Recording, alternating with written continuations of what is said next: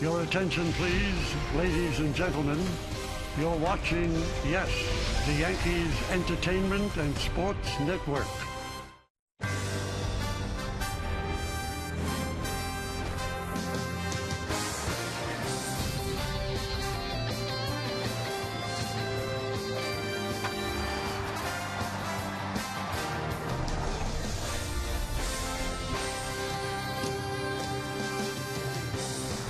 Beyond these fences is the future. That's right, the future of baseball.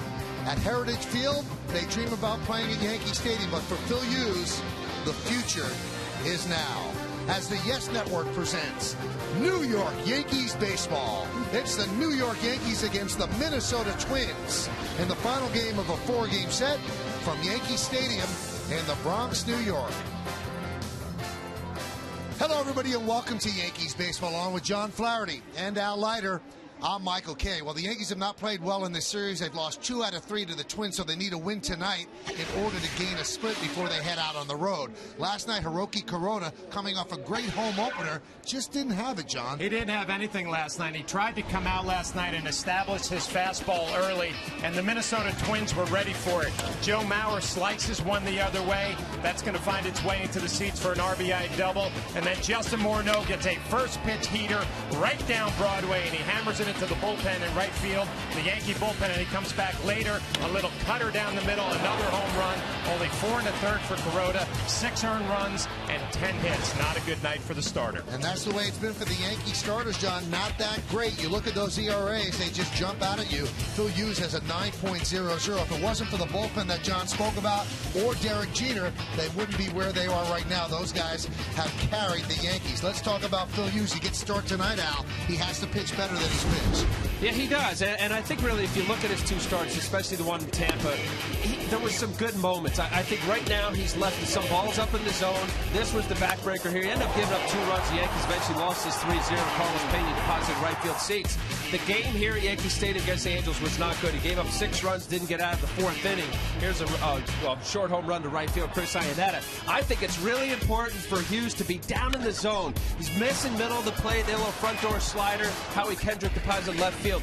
Down the zone, be aggressive. Can't think about anything other than making pitches. 4 2/3 against Tampa Bay. Got taken out of that game because of the high pitch count. Against the Angels, wasn't good at all. 3 1/3, 8 hits, and he allowed 6 runs. Now, speaking of runs, the Yankee offense has to pick it up. Lately, a couple of guys have started to swing the bat a lot better. Mark Teixeira and Robinson Cano. When we get back, Al Leiter will explain what they're doing. That's next, right here on Yes.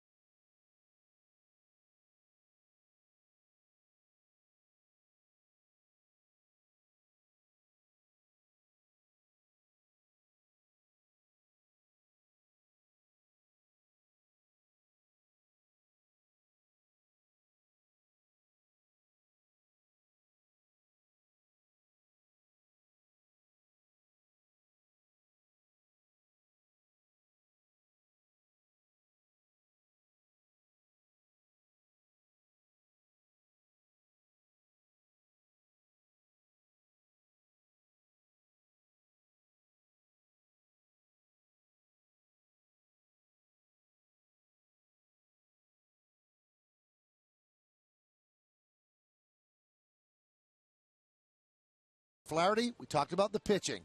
Well, you also need some hitting as well, and the Yankee hitting has not been what everybody expects it to be. But lately, a couple of guys that are important to that process starting to come around. Especially the middle of the lineup. There's no question about it. You're going to need Robinson Cano. He is getting hot. Robinson Cano as good as anybody in the game. Everybody knows that when you watch Yankee baseball. Got a home run in his second at bat last night. First time in the 4 spot that there were some RBIs. When he heats up along with Mark Teixeira, you talk about the 3-4-5 combination. It's good to see Mark Teixeira getting hot, not only from the left side but the right side. He is a pull hitter, staying through the zone better. They need Mark Teixeira to get hot along with Alex Rodriguez. These two heating up. Well, Robinson Cano last night 2 for 4, double, a home run, 2 ribbies, 2 runs scored. Last 4 games for Teixeira, 4-12, 7 for 17, a double and 2 ribbies. He's waiting on his first home run. So Phil Hughes has to straighten things out today for the Yankees, and he's going to need some offensive support as well. So Hughes fighting for a spot in the rotation. He needs some runs. When we come back, lineups, first pitch, baseball, next on Yes.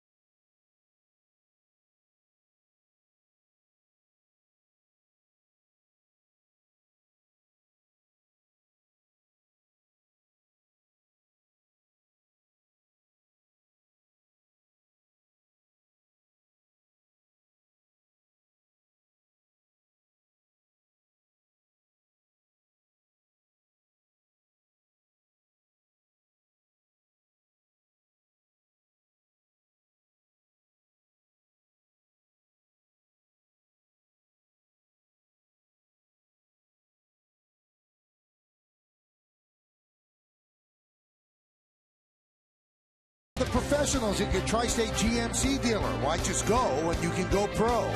By J&R Music and Computer World. And by Acura. Acura Advance.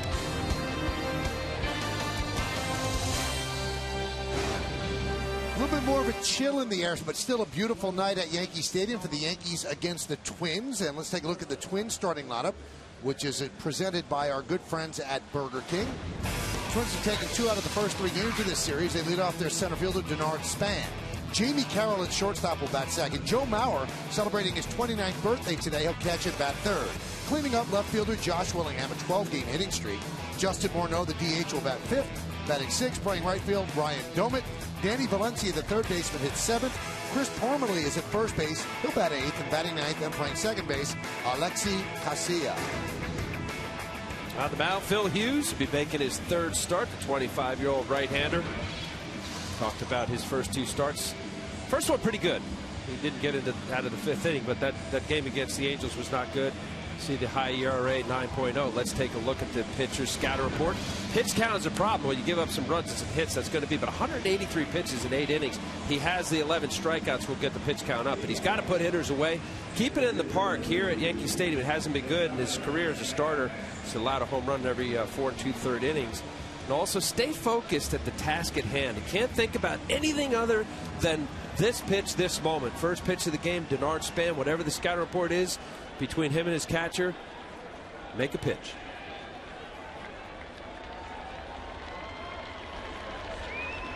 So we are ready as Denard Span digs in. The Twins are 4-8. The Yankees are 6-6. Phil Hughes gets the sign from Russell Martin, and let's do it here in the Bronx. First pitch is up and away, and we are underway.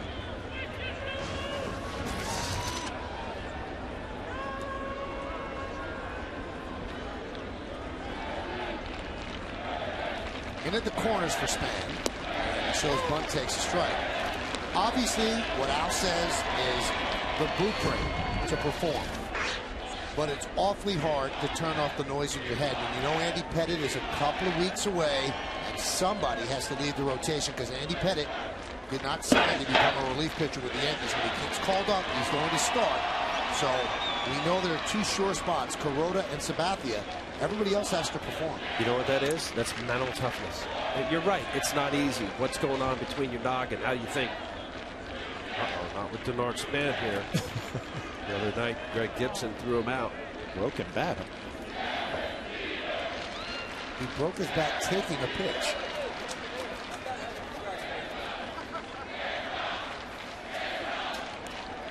Yeah.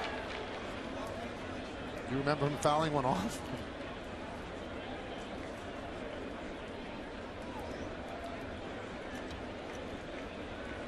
Odd.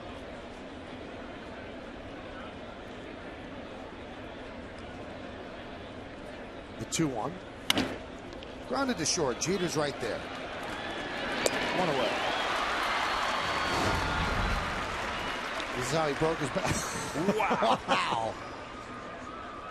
I guess that had a little crack in it. He didn't know that it had a little splinter in it before he got up there? I find that hard to believe. I mean, Major League players, they check their bats multiple times before walking up to the plate. It's unbelievable. CC can't believe it. Although with the maple wood now, with the triple, quadruple dip, just holding it together. Jamie Carroll takes inside. The lacquer. The lacquer, you know, they did, now it's like triple dip. The right, the little coating. Like one of those cones at Dairy Queen. Chocolate dip.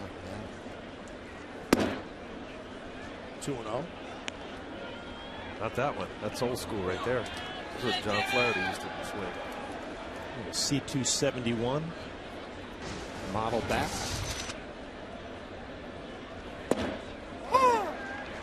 Home plate umpire is Vic Carapazza.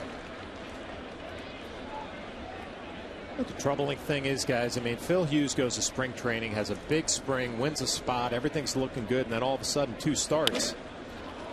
There's a base hit out to right field. Carroll makes the turn, and he has a 1-out single. Why don't we check out the Yankee defense, brought to you by your Mercedes-Benz Tri-State dealer. In the outfield, Ibanez, because Gardner went on the DL. Granderson and Swisher, that's left to right. Infield, A-Rod, Jeter, Nunez, Cano's the DH today. Teixeira behind the plate, Martin. Teixeira's at first, Martin's behind the plate, Phil Hughes is at. You know, when we do spring training games, we're always talking about, you know, guys want to get hot at the end of spring training. So you go into the season and you're ready to go. Phil Hughes had no problems in the spring.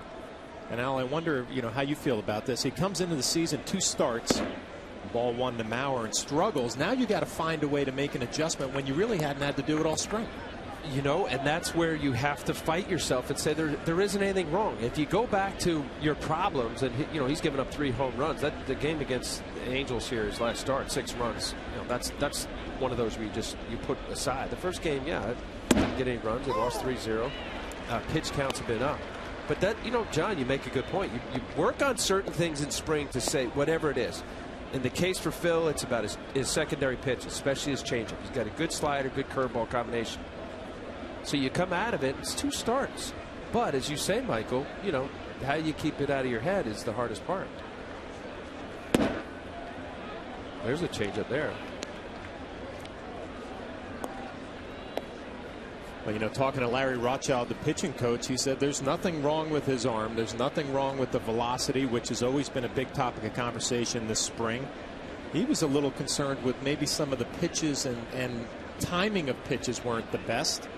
We'll pay attention tonight and look for pitch sequence.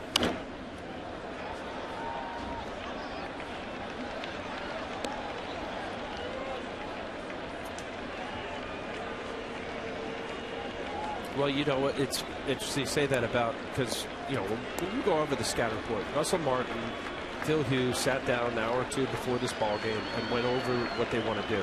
Phil Hughes had the luxury to see the Twins hitters for 3 days in a row, watch some video, saw what Morneau has been doing. Mauer had a good first night here. But when your fastball, curveball, slider, which his slider is really a cutter, and occasional changeup, you know, that first inning, as we saw with Freddie Garcia and even CC struggling early. You want to find that pitch, especially secondary. That's a slider here. Nope, he wants to go fastball away.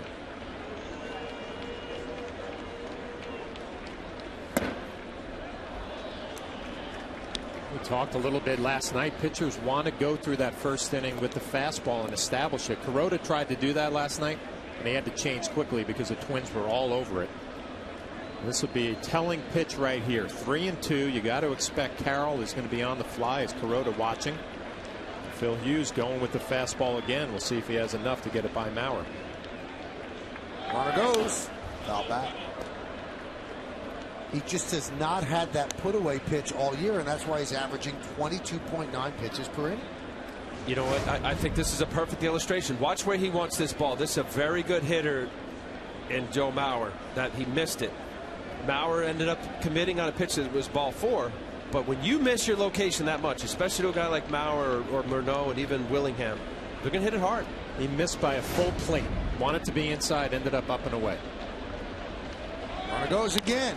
Grounded up the middle. Nunez throws the ball high, and Maurer reaches first on the E4.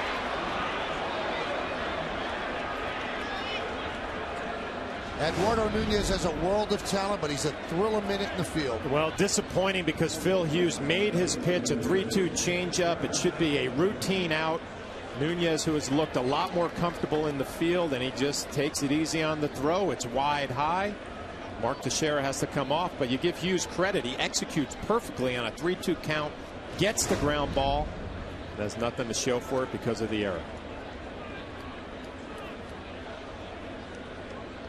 We'll talk about mentally strong now, Al. We're going to find out about Phil Hughes the rest of this inning. Defense just let you down. We'll see if he can pick him up.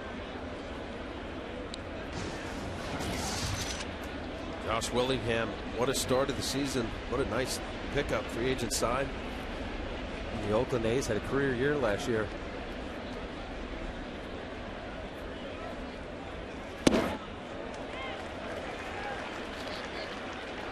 Right on top of the plate has been pulling the ball primarily. Mistake breaking ball hitter and inner half fastball. That fastball right there just beat him.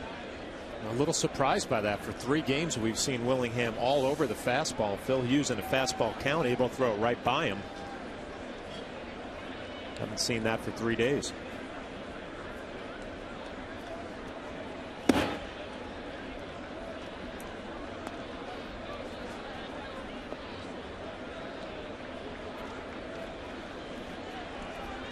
Phil Hughes has been behind in the count to hitters in this inning. Every batter so far. Tough to pitch in the major leagues when you're behind 2-1 to the middle of the lineup.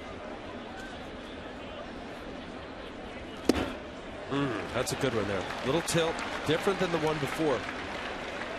Got around the previous slider was flat. Watch the ball go down right at the very end. Kind of a bigger break than we're used to seeing, right? Usually it's a cutter, maybe a little harder and shorter. That looked like a little bigger break. That looks like a true slider. Yeah. Maybe an adjustment being made. Chase high fastball here. What are you calling? You know, Phil likes to throw that fastball up. We really haven't seen the curveball yet. You wonder if he's going to break it out to a power right-handed bat.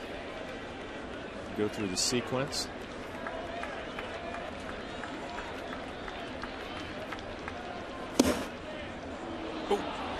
Just missed, count 3-2. Boy, if you have confidence in that curveball, Willingham has not seen it this entire at bat. He's seen fastball, slider. You can roll the 3-2 curveball for a strike. You might be able to lock him up. But it's one of those, especially if you have negative thoughts. You're thinking, I have to throw a strike, as opposed to this is the right pitch and throw it.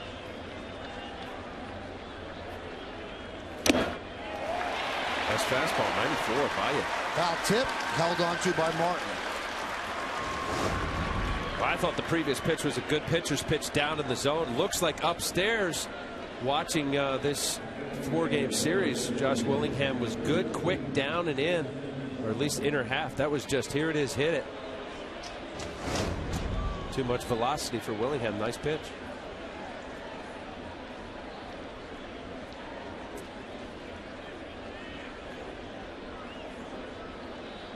Here's Morneau, 5 for 9 in this series. He's been hunting a first pitch fastball the whole series. Really interested to see what first pitch Phil Hughes throws here. Drastic shift on. Derek Jeter playing well to the second base side of second base. Now, Joe Girardi was asked about that, and he said there's a lot more information available now. And the information we get, we are going to utilize, and we will shift more than we shifted previously. He said it's not a reaction to what Tampa Bay did to the Yankees in the first 3 games of the season.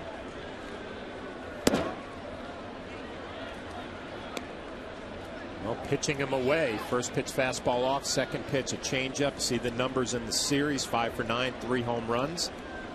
Good numbers against Phil Hughes: 2 for 6, and those 2 hits are 2 home runs. Obviously going to be very careful here in the first inning. Count 3-0, and you can see again something that has bedeviled Phil a lot. The high pitch count. The first game against the Rays, that's why he had to leave the game before he completed 5. He had a high pitch count. Yeah, but you know what, Michael? Look, here's a guy that has just worn out the Yankees here at the new Yankee Stadium. 7 home runs in 12 games. You go into this at bat, it's hit my pitch, stay away. You got the short porch in right. If you walk him on 4, I'll take my chances with Ryan Doman. But there's a consequence for every decision you make in baseball. Joe Girardi decided to give Cano half a rest and DH him and put Nunez out there. That error by Nunez is forcing Hughes to throw these pitches he might not even have to face more now. Okay, I'm sorry. I thought just in this at bat that it was clear to me that he was pitching around him. Oh yeah, no, look, you can't give away outs. I don't care against Minnesota Twins or the Texas Rangers, whomever. It's a big league game. Here's Ryan Doman. There's a strike, 93-mile-an-hour fastball.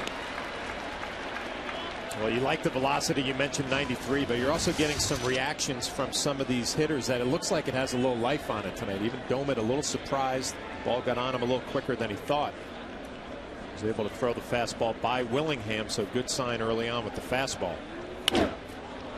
There's a base hit through the vacated left side. 1 run scores. Here comes Mauer. Here's the throw. He'll score. It's a 2-run single for Doman, and it's 2-0 Twins. Well, you talked about all the information and shifting infielders and Derek Jeter playing well to the second base side behind the bag. This is pretty much a routine ground ball, you would think, right at shortstop. You see where Derek is playing. It turns out to be a base hit and a couple RBIs with 2 outs. So the shift right there does not help the New York Yankees. It hurts them. Now this is a conversation Larry Rothschild's got to say up. So here's the pitch that John's talking about. He's trying to go inside, pulls his hands in. Now it's beating him. Now this is a fastball. Look, I know about the information, what you're talking about, John, and there's a plethora of scatter reports, but it also is unique to each pitcher. You have a guy who, with inner half fastball in on the hands up and in to Ryan Doman at 88, he pulls that ball. 93 plus. So it's unique to the pitcher, their ability to hit their spots, all of that. Swing and a miss. Well, you watched the replay of that swing, Al. I mean, it looked to me like Doman was saying, you know what, you're going to give me the other side of the field. I'm going to block it off the other way. Danny Valencia just get a little slider down the way. Another strike. Here's a look at the swing. Fastball inner half, and he just tried to stay inside and fight it off the other way. Yeah, he was a little late, but I think the approach was, you're giving me a hit the other way, I'm taking it. That's great. Yeah, I think you're right. Driven out to left field. Ibanez back. It's going to be over his head and go to the wall. Morneau scores. Doman rounds third. He will score. It's a 2-run double for Valencia, and it's 4-0 Twins.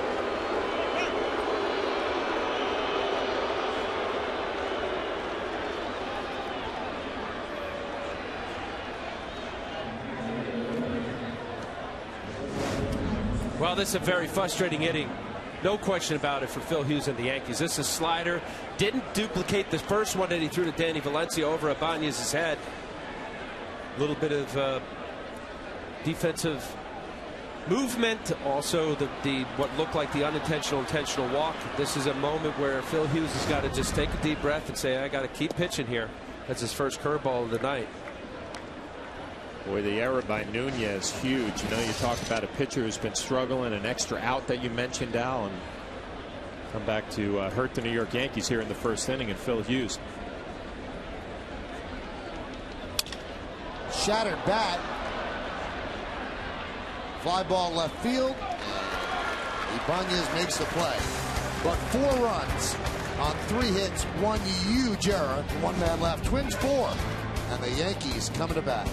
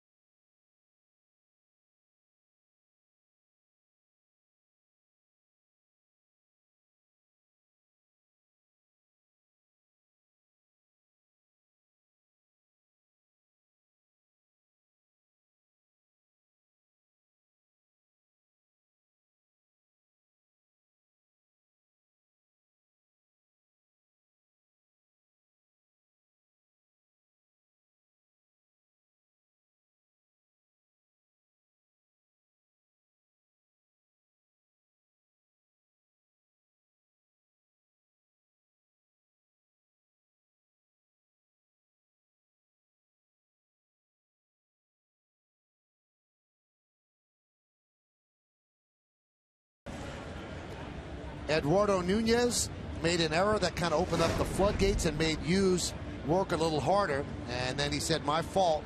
And he's angry with himself. Good kid, great athlete, but he is sometimes a little bit shaky in the field. But the Yankees love his play and love the body of work that he can give them. And they try to get him in as often as they could. He made that error in the first game or the second game in Tampa. That opened the gates against Kuroda, and he makes the error tonight that opened the gates against Hughes. Let's take a look at the Yankees starting lineup, which is presented by Lexus. The captain, the shortstop, Derek Jeter, leads off. Batting second and playing center is Curtis Granderson. Alex Rodriguez, the third baseman, hits third. Cleaning up the DH, Robinson Cano. Mark Teixeira at first base will bat fifth. Batting sixth, playing right field, Nick Swisher. Raul Ibanez in left field will bat seventh. The number 8 here is the catcher, Russell Martin. Eduardo Nunez, the second baseman, will bat ninth. Anthony Swarzak, the 26-year-old right-hander, be making his third start for the Minnesota Twins. There's his number so far. I'll tell you what, 0-2 doesn't deserve it. The 3.75, very respectable ERA. Not a strikeout pitcher, as you see, 4 strikeouts in 12 innings. Let's take a look at his pitcher scouting report. Fastball, slider, change. Very similar to many of the Minnesota young right-handed pitchers in this organization. Throws a lot of strikes. A little support. I mentioned the 3.75 and the 0-2 record. Needs a little more run support. Fly ball pitcher, 59% of his outs this year have been in the air. It's second in the major leagues to the A's starter Graham Godry. Here's Derek Jeter. He's been red hot. One of the reasons the Yankees have survived the shaky starting pitching, a 9-game hitting streak, hitting .389 with 4 home runs, 10 ribbies. Ground ball up the middle. Diving stop by Carroll. Gets to his feet, and he gets Jeter. Takes a base hit away from Derek. Carroll has been impressive in the 3 games of this series so far. At the plate hitting and also making the routine plays. And a nice play here going to his left. Outstretched. Stands up and makes a nice strong throw. One of those guys, Al, we've talked about it for a few days. You watch him day in and day out. You really appreciate what he can do. Been around a long time, 37 years old.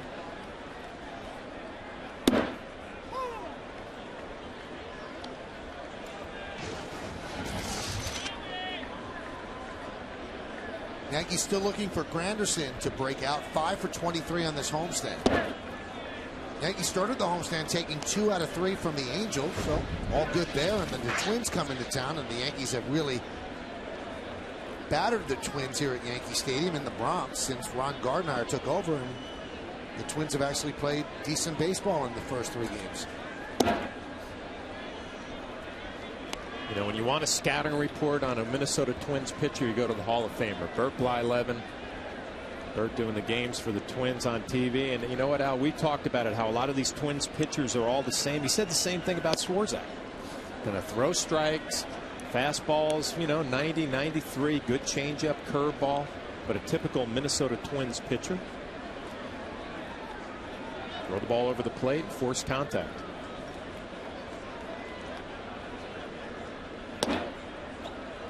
Not like Burt. Curveball, nasty curveball, Burt Blyleven. Finally, all the years of being on the ballot, Hall of Famer.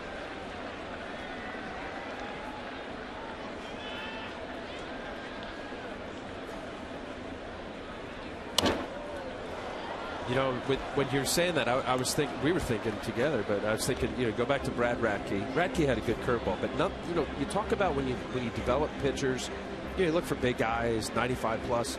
You know, all these guys are nice fastball, command of 3 pitches, and look similar. Yep. I think Nick Blackburn, I know Scott Baker, you know, he's been injured.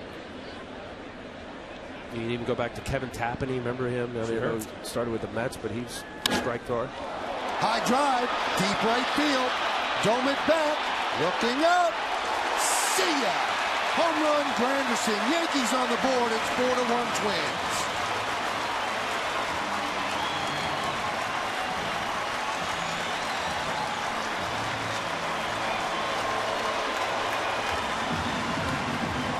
Well, one thing we've seen early on, and especially in this series, when the Twins have come out and scored in the first inning, the Yankees usually have answered.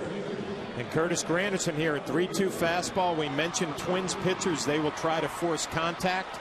They do not walk many. And Curtis Granderson got a fastball, was able to take care of it for home run number 4. And like you said, Michael, the Yankees on the board trying to chip away at the Twins lead. Here's Alex Rodriguez. Breaking ball strike. 0-1. So Granderson goes yard 41 times. He did that last year.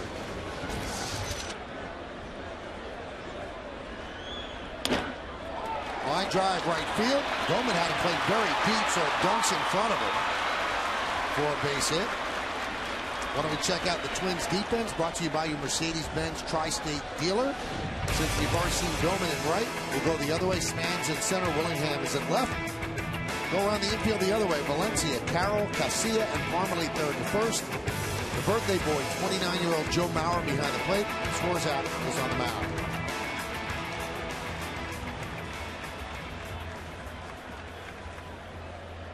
You're a hitter in the series. You want to hit in the first inning. How many of the runs? 7 yesterday.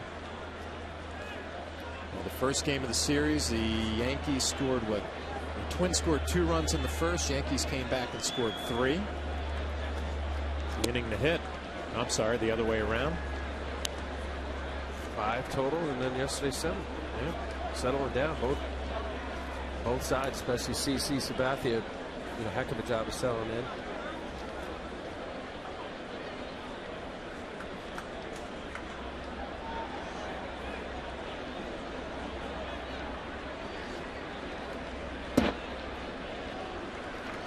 Tonight's closed captioning brought to you by Lexus.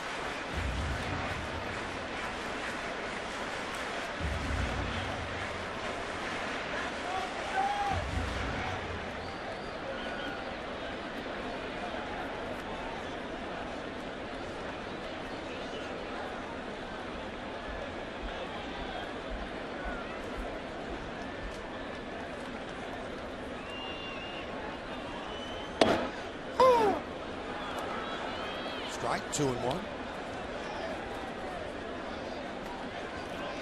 Cano yesterday had 2 hits in 4 at-bats.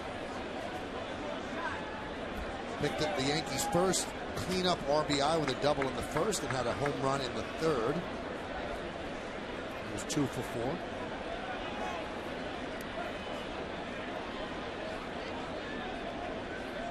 Joe Girardi using the DH spot to rest his team. Give him half a day off, and today he uses that spot with Cano.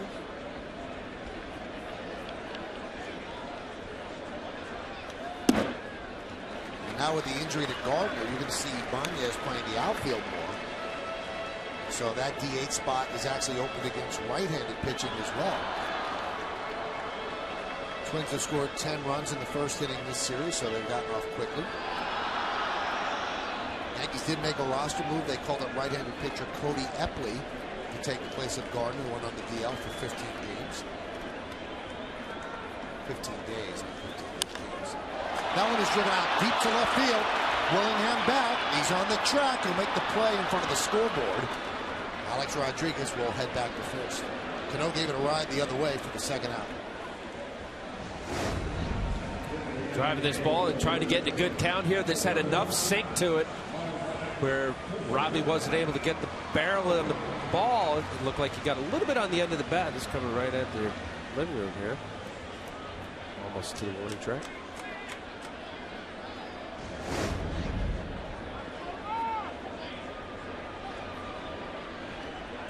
Here's Mark Teixeira, 7 for 20 on this homestand.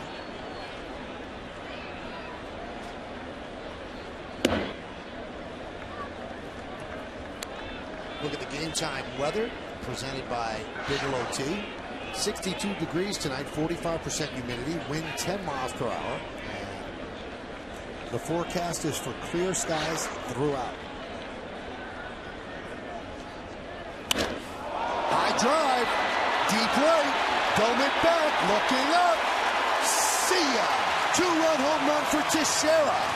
Twins 4, Yankees 3.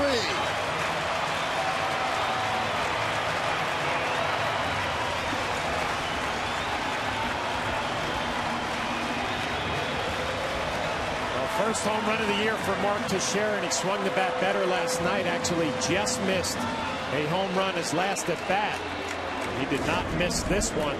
Boy, the first inning in this series has been unbelievable. Fastball right down the middle. Mark Teixeira takes care of it. A 2-run shot. All of a sudden it's a 4-3 ball game.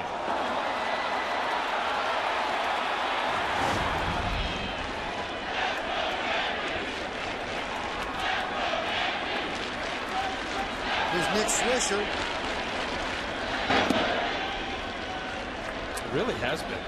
You mentioned the first game at 5 runs, last night 7 runs. Yes, in the second game, CC Sabathia and Francisco Liriano was scoreless in the first, but there was some scoring early on. Liriano didn't get out of third.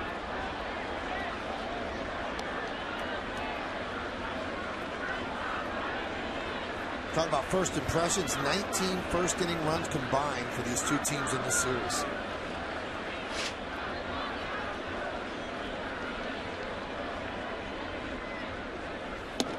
Woo! 1-2. So Phil Hughes watching his offense pick him up a bit. You know, Al, we talked about CC Sabathia the other night, how his teammates kind of picked him up, got him the lead back, and all of a sudden he went out there with a little different body language and mindset. Pay attention to Phil Hughes in the second inning. Should have a little breath of fresh air after watching his teammates swing the bat here. Yeah, there's no question, especially the way that inning played out. The Nunez era was huge. It wouldn't have been any runs scored had he gotten that out. Willingham strikes out. It's moot now, but you assess it as you mentioned. CC the other day. I mean, it ended up being in the third inning. The Yankees ended up scoring in the bottom. He gave up 2, and he did have a look of like, okay, enough, right? 1-2. Obviously, Hughes loves the runs, but after having a 30-plus inning half inning, it's good to have the rest as well. Sit there and just gather yourself a bit.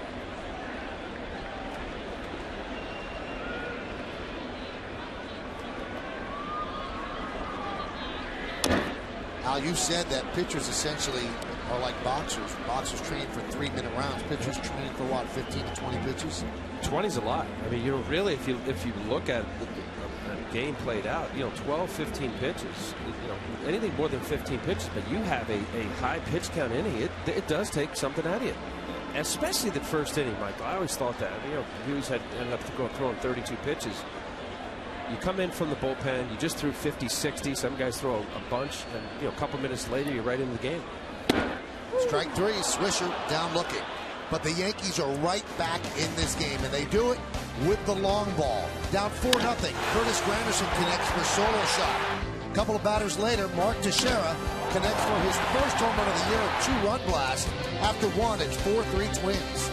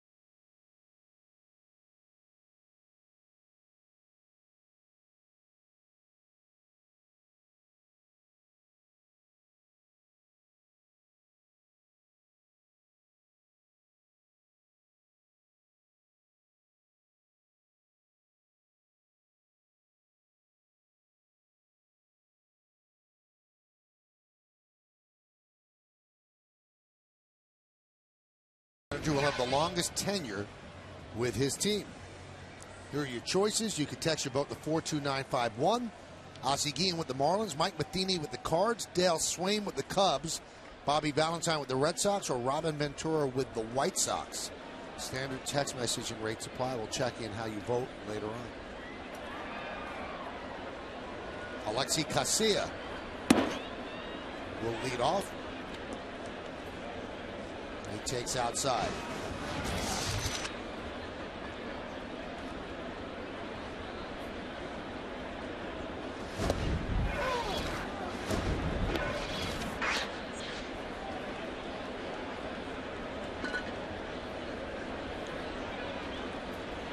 Nine innings this season and 3 starts, 215 pitches.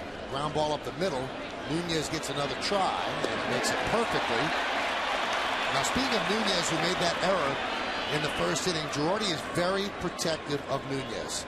And you'll see Joe walk the length of the dugout to make sure that Nunez keeps his head up. Yankees think highly of this kid, and they have plans for him, and they don't want him to beat himself up. You know what my thought is? I mean, there are managers and coaches who said, hey, making errors is part of the game. It happens to everybody. But if you're going to do them, make the aggressive error. You know, I think that's probably the most frustrating part about Nunez in the throw. He kind of took something off and tried to flip it over there. You're going to make an error, throw it hard, you know, let it go. Bunted, third base side. Nice bunt, fielded by A-Rod. Throws to first. Span beats it out.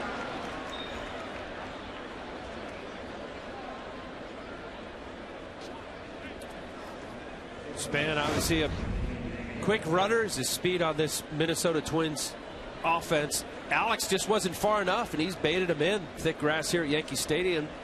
Nice bunting to deaden that ball, put it slow enough to where Alex had to be quick coming up. Too much speed from Span. Base hit. Here's Jamie Carroll. He started the 4-run inning in the first with a single right. When Jamie Carroll walks up to the plate with a runner at first base, the first thing you think of, hit and run guy. He's a hit and run guy, can hit the ball the other way, doesn't strike out a whole lot. Perfect number 2 hitter. You got Span who can run. Carroll can handle the bat. A lot of options here for Ron Gardenhire, manager of the Twins. Could drive yourself crazy behind the plate thinking about all these situations. You know, what pitch do you call to negate the hit and run? Try to go fastballs in, but a guy like Carroll will stay inside, hit it the other way. Phil Hughes already has enough to think about with his struggles early on. Now he's got to think about situations here. Pitch selection. Running game. It's a lot. Pitch out maybe.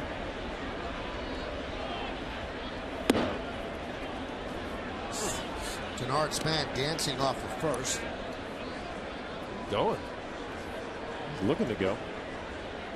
Phil waited long enough, but as a right-hander, sometimes the peak, you can't get a good peripheral looking over at your first baseman.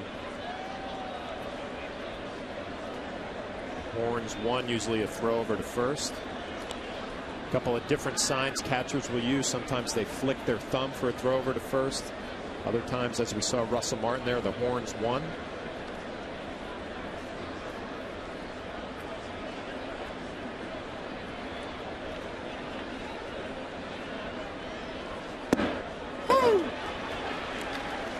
Well, based on everything you set up, and I agree with you about Jamie Carroll, stolen base here based on a guy that goes the other way. Who you haven't covered? Well, it's going to depend on the pitch. A curveball right there, Jamie Carroll, slow curveball, he might tend to hook that to shortstop. So you might have Nunez cover. Fastball in where he'd shoot it the other way. That's why you see Nunez and Jeter communicate. Change pitch to pitch with selection. Watching that last pitch, obviously curveball, what you're saying, hold the ground shortstop, as even if a guy's trying to fight it to go the other way, you also have to rely on the fact that your pitcher's going to make the pitch in the location. There he set up away, ended up missing up and in.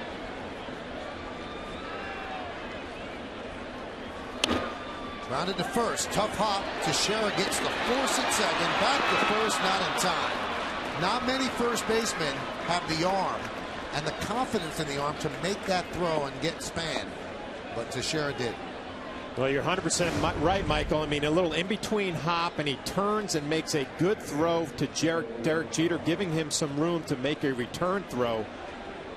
A lot of first basemen would take a look at second, then just take the easy out at first base, and never runner in scoring position, not Mark Teixeira.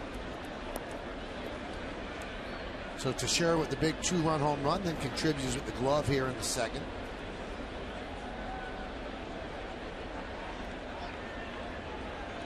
Here's Mauer. And a strike. Phil Hughes throwing some good curveballs here in the second inning, able to throw it for a strike to get ahead in the count on Joe Mauer.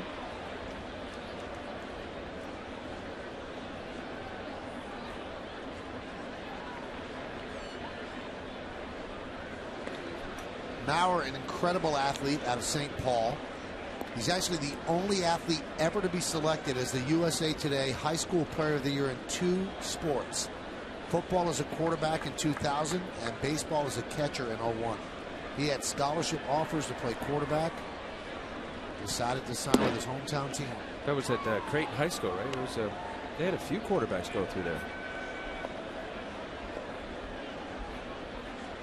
Chris Wenke, Florida State. He shares his birthday with some others, including the executive producer of the Yes Network, Mr. John Filippelli. So happy birthday to Flip. Today's Flip's birthday. Yeah. How can John Filippelli not be on that list? I don't know. Somebody's losing their job. The 1-1, a little bit low. Should be at the top of the list, right? I would think so. So happy birthday to Flip and Joe Mauer.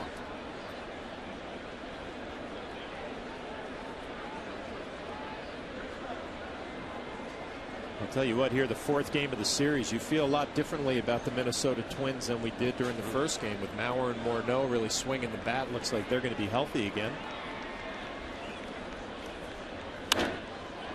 Driven out to left field. Ibanez back.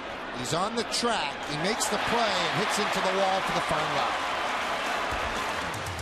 No runs a hit, no errors, and 1 man left on base. So Phil Hughes follows up the first inning by putting up a 0 here at the second. Ibanez used up a lot of the park, and he'll lead off in the bottom of the inning.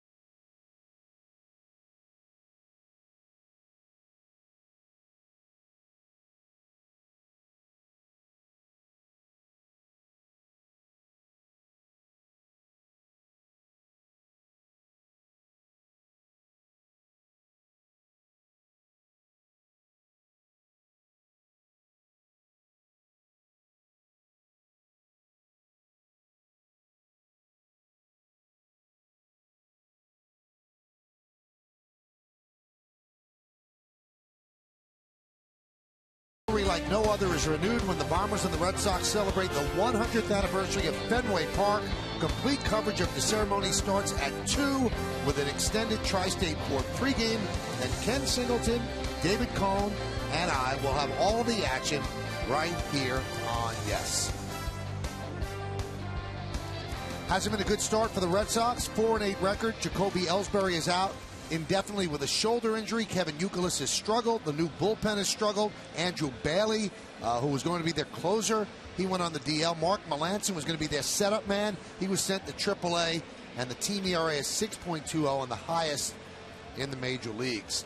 According to that ceremony tomorrow, Terry Francona, who had said he was not going to take part in the ceremony, has changed his mind. He said it wasn't fair to the fans. He will show up. Kurt Schilling said he's going to be busy with his company. He will not show up. So we will have highlights of that ceremony throughout our pregame show starting at 2. The first pitch to Ibanez is a strike. I bet you Francona gets a huge ovation.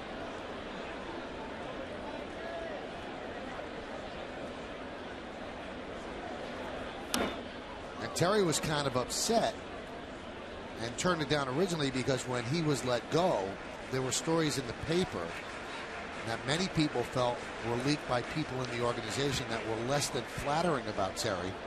And he said he was not going to go. It was still too raw. But some friends convinced him. I think you should do it. I get that. I'm happy he's thinking about the fans who want to see him back. Right. You know, but I know as players, Al, you know, when teams don't want you back, it hurts for a while. I get both sides of it. Somebody said, hey, look, this is less about whoever said whatever that upset you within the organization. There's a lot of people who like what you did. Strike 3, Ibanez down looking. Hey, the finish to the Red Sox season in Terry's 8 years in Boston, not good. 7-20 in September, blowing that lead to make the playoffs. But he slayed the Dragon. He won 2 World Series. They couldn't win a World Series there since 1918. He did it twice, and he will go down in Red Sox lore. He's a gentleman. He's well liked, and he deserves to get that respect and love from the crowd that never had a chance to say goodbye. Well, do you think it's going to be compounded, of course, with the 4-8 start? Oh my goodness. I don't think Terry coming back is great for Bobby, because if you remember, when Billy Martin came back after being fired the first time, New York fans loved him. Bob Lennon did not receive as warm an ovation as he would have. That one's popped up by Russell Martin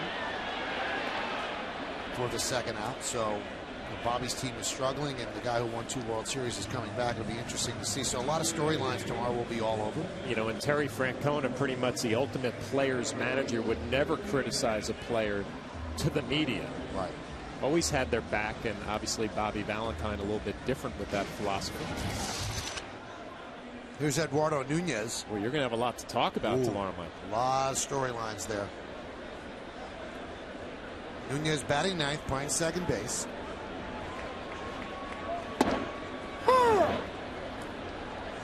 Standing behind the batting cage yesterday watching Nunez take BP, and I was with Reggie Jackson, and he just turned to me and said, see that? Some ball players have life in their body. He has life in his body.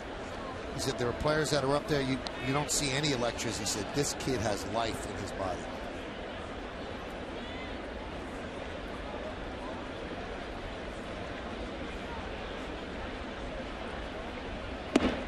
You mentioned anything about RPMs? RPMs.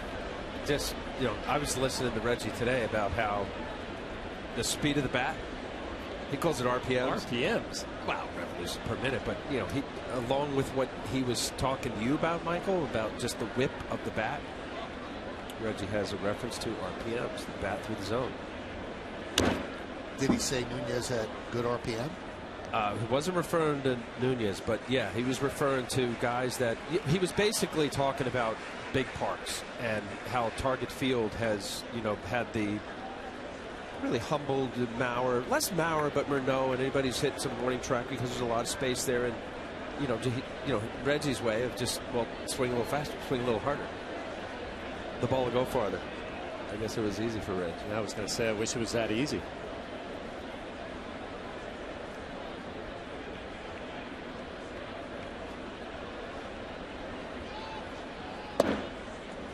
count 3-2 to Nunez. 2 outs here in the second. Twins 4, Yankees 3. Well, Michael, nobody's ever going to question Nunez and his ability, especially offensively, running the bases. He's an exciting player, but you got to get to that point where the feeling is he's going to make the plays in the field. You know, that it becomes routine, because he really could be such a special player. Foul ball. Was it fair to say most of his, I don't know, wouldn't even call it mental errors, but yeah, I would call that a mental error. It was a throwing error, but he was very casual. Tentative, casual. Yep. Flipped it. But isn't it really about his throwing? I mean, throwing the ball. Last year from shortstop, from the beginning of the year especially, it was. But the error he made in game 2 was he just booted a ground ball. It wasn't a throw.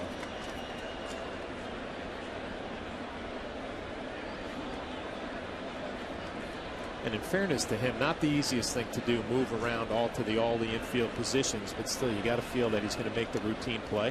That one is driven out to deep left field. Willingham back, and he's going to play one hop up against the wall.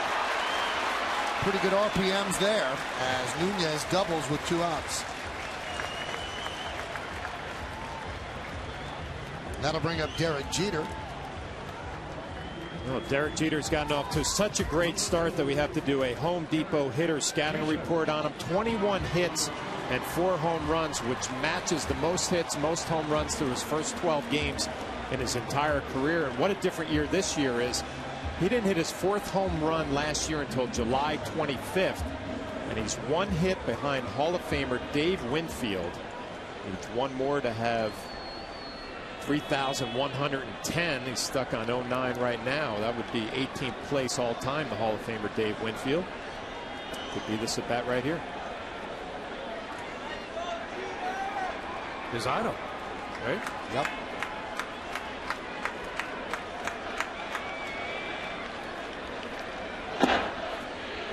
It's one of the reasons that Derek actually started a foundation to help children, because Winfield also had a foundation, and Derek has his Turn 2, which does really, really good work. Garcia talks things over with Swarzak.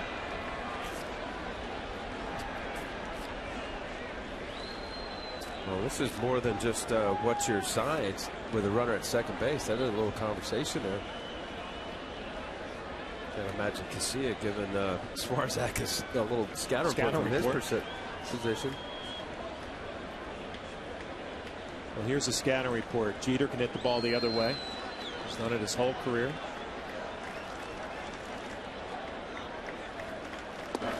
Ooh. Jeter turned around quickly to look at Carapazza. He looked to be a bit outside. And down.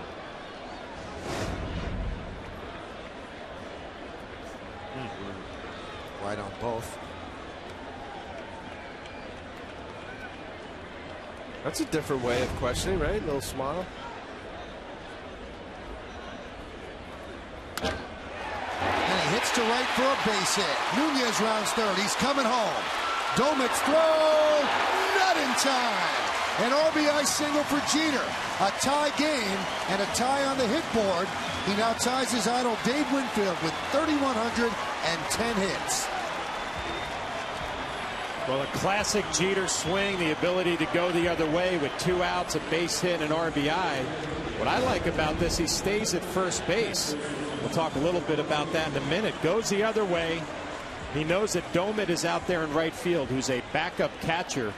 And with Nunez's speed, he's going to score pretty much easily. A lot of times you teach a runner with 2 outs, continue to second base, because you want to make sure that that runner's going to score. But with Domit in that arm, not the greatest, and Nunez's speed, Derek Jeter stays at first base and doesn't run into an easy out. Also, by staying at first base, he opens up a little bit more of the hole for Granderson. John, it's a great point. As he's running, he sees Nunez, and you set it up perfectly with Domit being a catcher. Kept looking to see where Nunez was, thinking that if he was going to be dead, go ahead, run yourself into a rundown, you get the run at least. Yeah, you're taught as a runner to make the first baseman cut the ball, so you're guaranteed that run with 2 outs. And if you get thrown out at second base, no big deal. Derek, smartest base runners I've ever been around, now tied with his idol Dave Winfield. 31 more, he ties Tony Gwynn, and he also now has a 10-game hitting streak.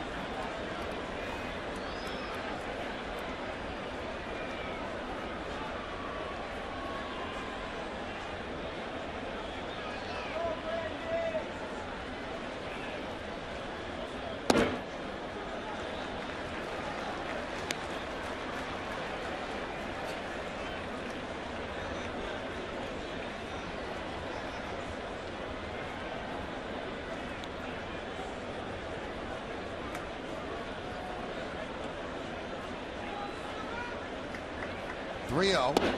3-1.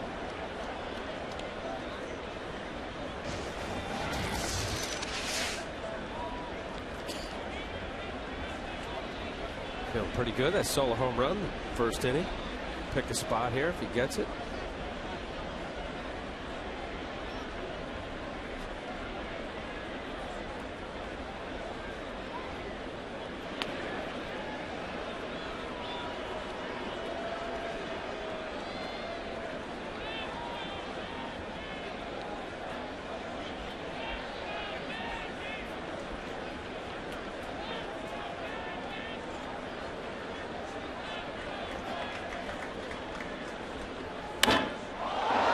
Drive down the right field line. See ya! A home run for Curtis Granderson. 2 in 2 innings. A 2-run shot. And the Yankees have come all the way back, and they lead 6-4.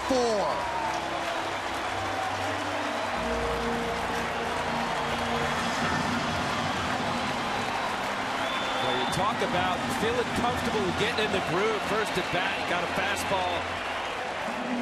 Solo home run here now, a 2-run homer, got behind, or ahead in the count, 3-0, 3-1. He took a fastball away. That ball was right down the middle. Curtis Granderson now, his 5th home run on the year. Anthony Swarzak know it. Pitchers know when you make a mistake, especially a guy like Granderson, the year he had last year, good extension through the baseball. Second deck. Again, you think back to Derek Jeter now running into that out at second base, gives Curtis Granderson an opportunity with 2 outs, turns into 2 more runs. Strangely, nobody warming in the Twins bullpen.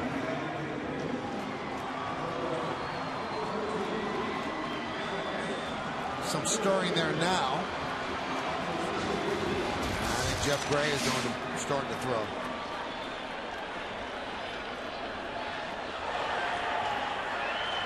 But just starting now. All with 2 outs here in the second. Here's Alex Rodriguez. Strike.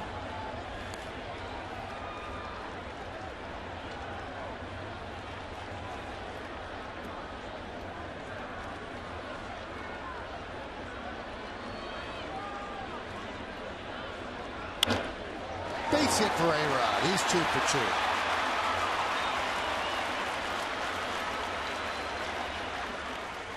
Alex had a little base hit to right field. His first at bat looked like he was fooled on maybe a changeup here out in front a little bit, so it has not been his A swing back-to-back at bats, but he picks up 2 base hits. Yeah, a little changeup middle, down and in, just stays on it, drives it through the hole between short and third.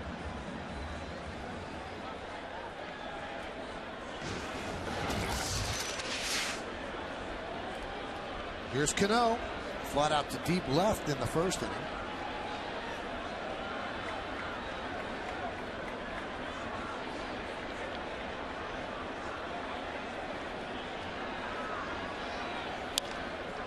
That one is looped to shallow left.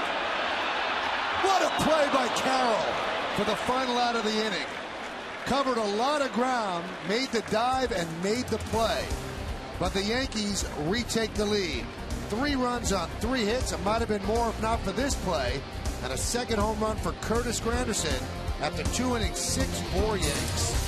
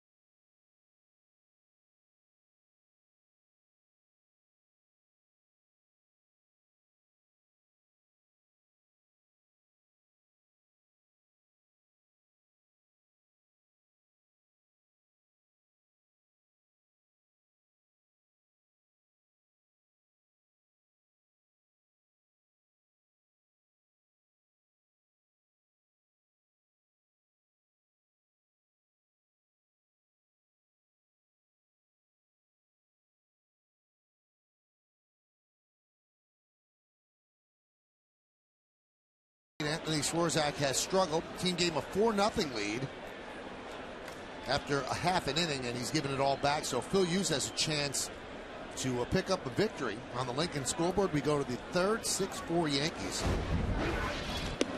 Pitch to Willingham is high. Derek Jeter with a hit in the second inning. Ties his idol, Dave Winfield, with 3,110 hits. And just like that, the Yankees released a statement from the Hall of Famer and former Yankee Dave Winfield. I'll tell you what Dave said in just a moment.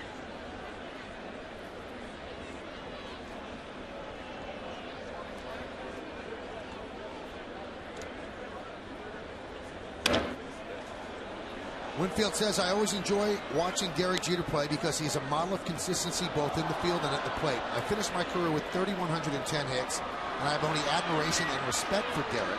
I hope he pauses for just a moment to admire the view with me and then keeps on going. This is just one more achievement in an incredible career. Nice.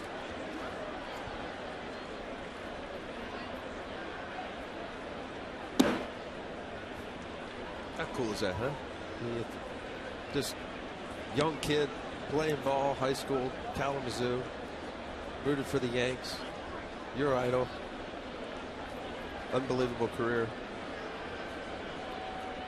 dream come true. Well, the storyline is incredible. I mean, if you ever get a chance in your life to meet your idol, you think it's a big deal. But then to surpass what your idol's done, that's pretty rarefied air.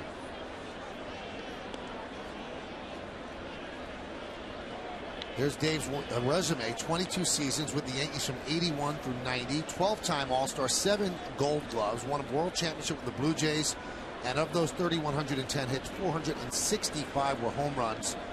He made the Hall of Fame in 2001. I'll tell you what, I remember a kid catching in the big leagues and Dave Winfield walking up to the plate, talk about intimidation. Huge man who hit the ball as hard as anybody I'd ever seen. And then you get to meet him, you know, at some of the functions with the Yankees. Just a gentleman, right? And a classy statement right there from Derek Jeter. We talked about Joe Mauer being a quarterback and a catcher. Dave Winfield was drafted in every sport as Willingham goes down on strikes. 93-mile-an-hour fastball. He was St. Paul, Minnesota, too, as well, right? And he played for the University of Minnesota. Was a basketball player. Pretty good player in the Big Ten. Good pitcher in college.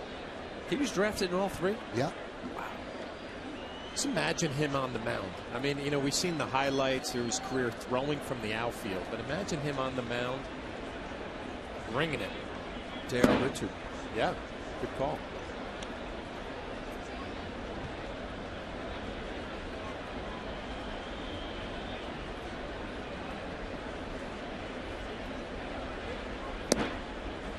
I got traded because of Winfield.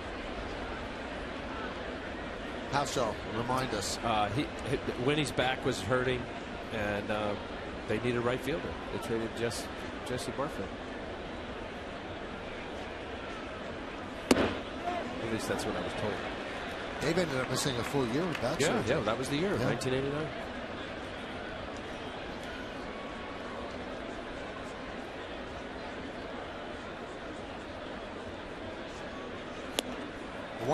One of the things you remember about Winfield, there was such an uproar because he signed a 10-year deal worth $20 million. My goodness, how could a player make $2 million a year?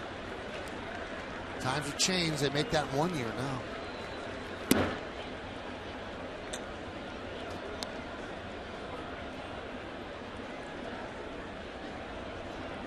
Phil Hughes attacking inside to Justin Morneau. I don't know what that little lead. It's like a little curveball here. Skied the other way and out of play. You know what, Al? I was watching the way Phil was pitching to Willingham, and he threw a fastball right by him, and then came back with a cutter slider, and then maybe a curveball or something off speed, and then threw the fastball right by him. So I think a little bit what we're seeing here is some off-speed pitches to make that fastball look just a little bit better and sneak it by him. Like that. Threw a little curveball to pitch before and then follows it up with a fastball. And when we watch location, I don't think it's going to be on the corner. No, this is a here it is, hit it. Yeah. Just by you. What John's talking about, it, especially in a 3-2 count where no fouled off a tough pitch, not looking for a 3-2 curveball, and then here it is at 93. There isn't anything special location wise other than just power.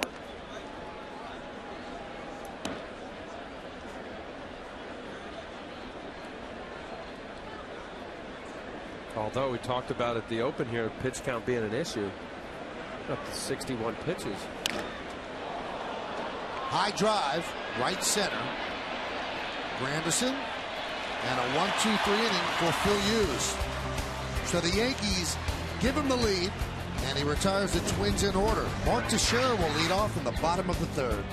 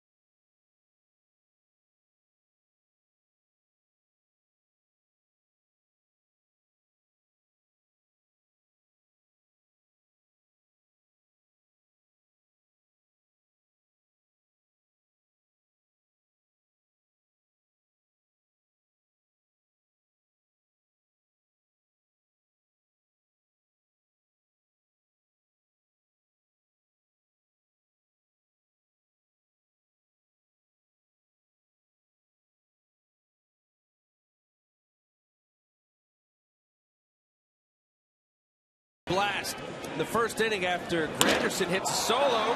Alex Rodriguez is on a 1-0 fastball deposited in right field bleacher creature seats. That is your Coors Light cold hard blast. Mark Teixeira is getting hot.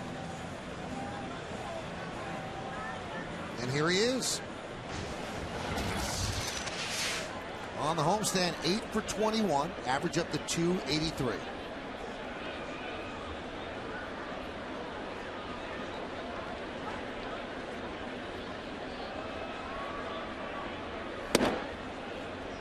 Count 1-0.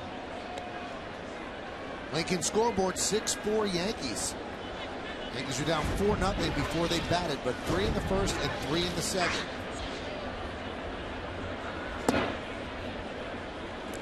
Two 2-0. He's given up 2 home runs to Granderson and 1 to Teixeira. Coming into today, lefties did not have that much success against Swarzak. 3 hits and 22 at-bats. Well, if this is any indication, Michael, of how Anthony Swarzak feels, that 1-0 changeup to Teixeira, he missed. And that's what negates a right-handed pitcher to a left-handed batter. Getting them out front. He's missing just enough off the plate. Getting in too many hitter counts. And unless you can throw backwards, come in with that changeup right now. Very predictable. Yeah, I was going to say if he threw 1-0, he'd probably try to throw it here.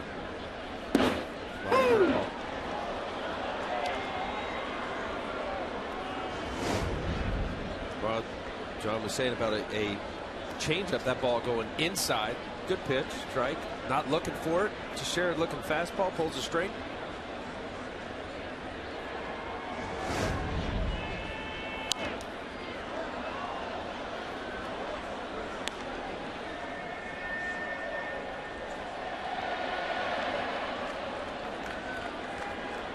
Just seeing different at bats. And just granted, there's 10 runs scored. You could say, yeah, that looks obvious, but just battle within the at bat. These Yankee hitters are grinding. There's been high pitch count at bats, spoiling pitcher pitches. I saw that at bat last night. It was the 9th inning. Yankees coming up short, but the 10 pitch at bat that Derek Jeter had in the 8th inning, the whole inning, the Yankees saw 12 pitches. Derek ended up getting his 4th home run.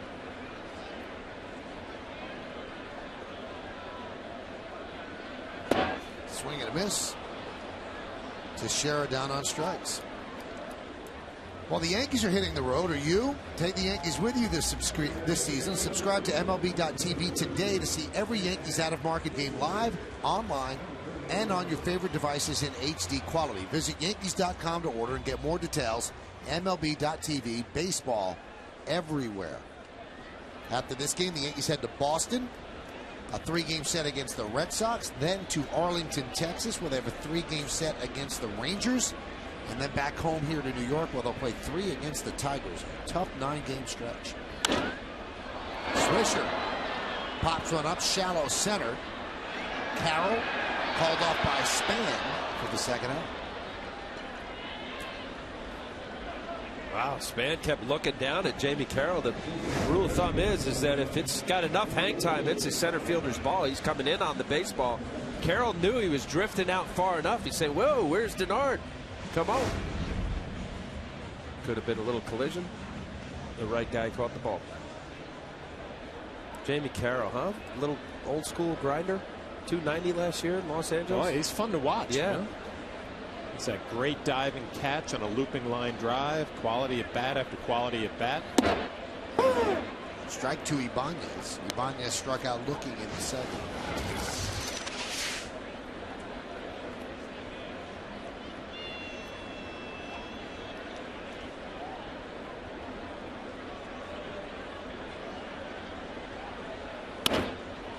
That one's looped into shallow left center. It is a base hit.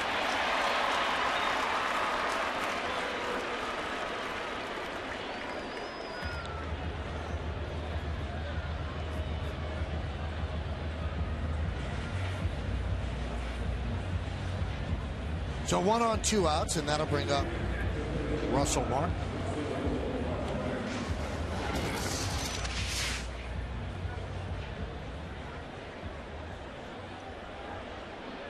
With a 143 batting average, Russell Martin working a lot with the hitting coach Kevin Long.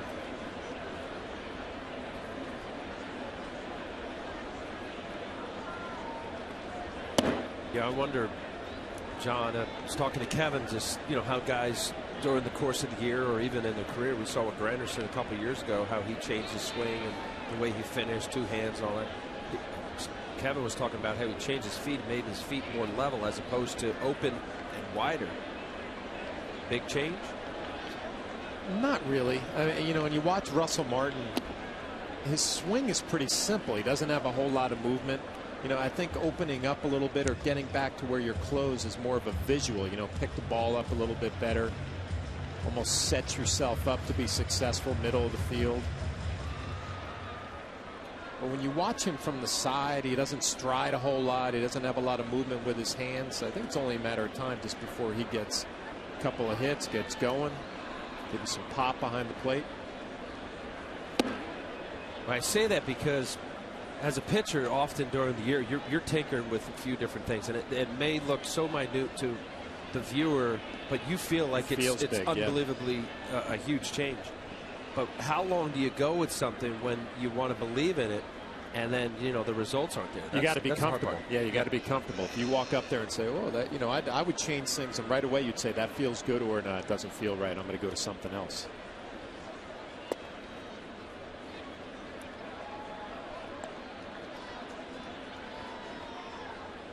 All right, I got a call there. 2-1 fastball. Did the old lift the arms inside.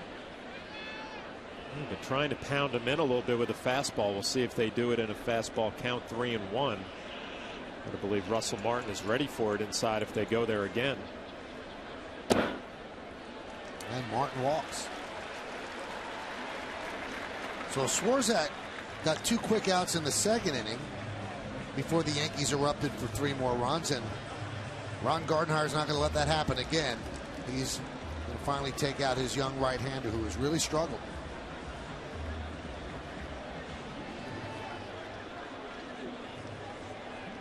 It'll be Jeff Gray. Swarzak will leave after 2 2/3 innings. He's given up 6 runs. The 2 runs on base are his responsibility. Nunez coming up.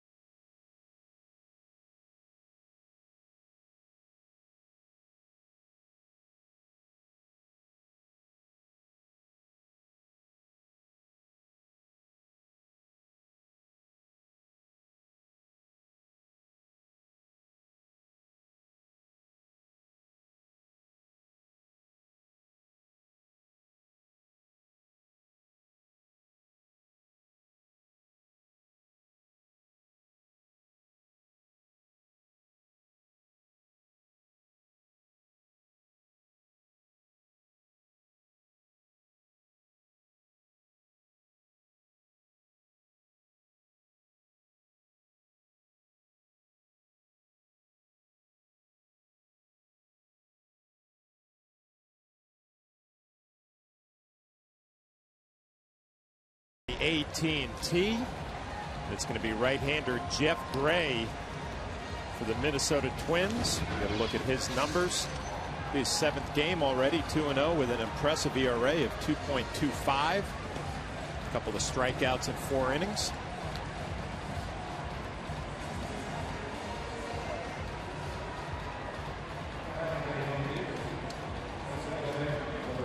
So Nunez doubled. He actually started the rally in the 2nd inning with 2 outs. He doubled, and Yankees scored 3 to take the lead. Now looking for a bit more. 1st and 2nd with 2 outs. Nunez this year 4 for 8 with runners on base.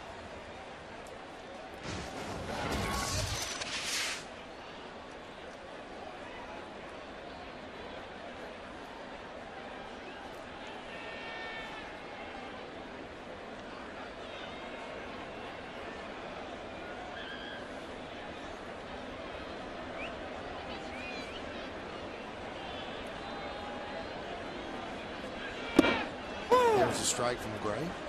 Gray sinker slider. Gray came in on the 2nd game of this series. First batter he faced was Eduardo. Ground ball to shortstop.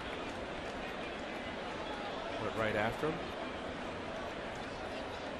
Drafted in the 32nd round by the Oakland A's in 04. Late round draft pick, making it up to the big leagues. Good for him. I like that. I like that. Out of the baseball powerhouse Southwest Missouri State.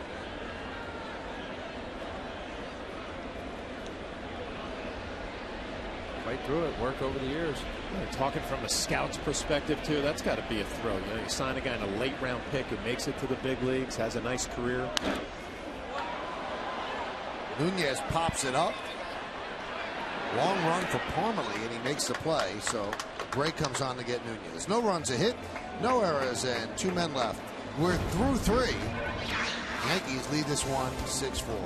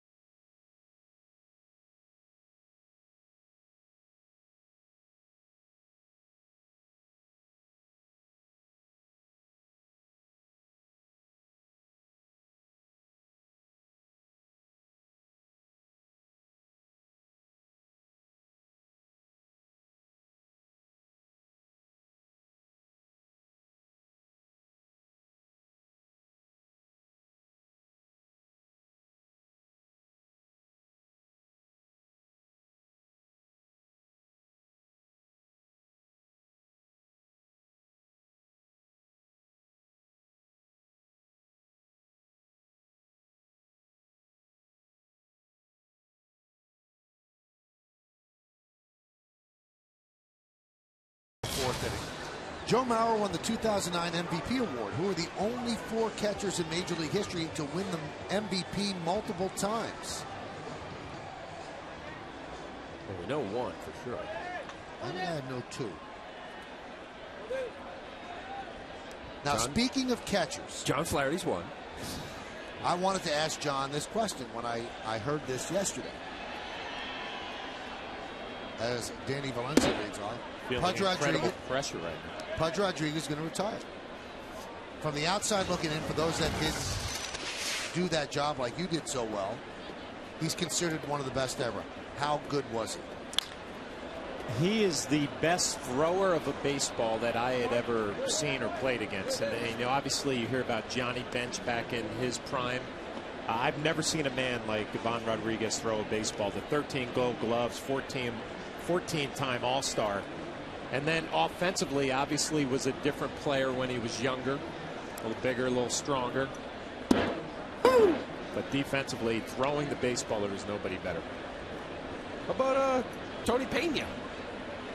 It was different, though. Because, on his knees. Yeah, Tony from his knees. And the flight of Tony's ball would be like a slice, you know, left to right. Fly ball center field. Granderson comes in to make the play for the first out. And don't get me wrong, Tony was a great thrower and got rid of the ball and threw a lot of guys out. But Pudge was so quick with his feet, and the flight of the baseball was true to the bag. And it was a weapon behind the plate.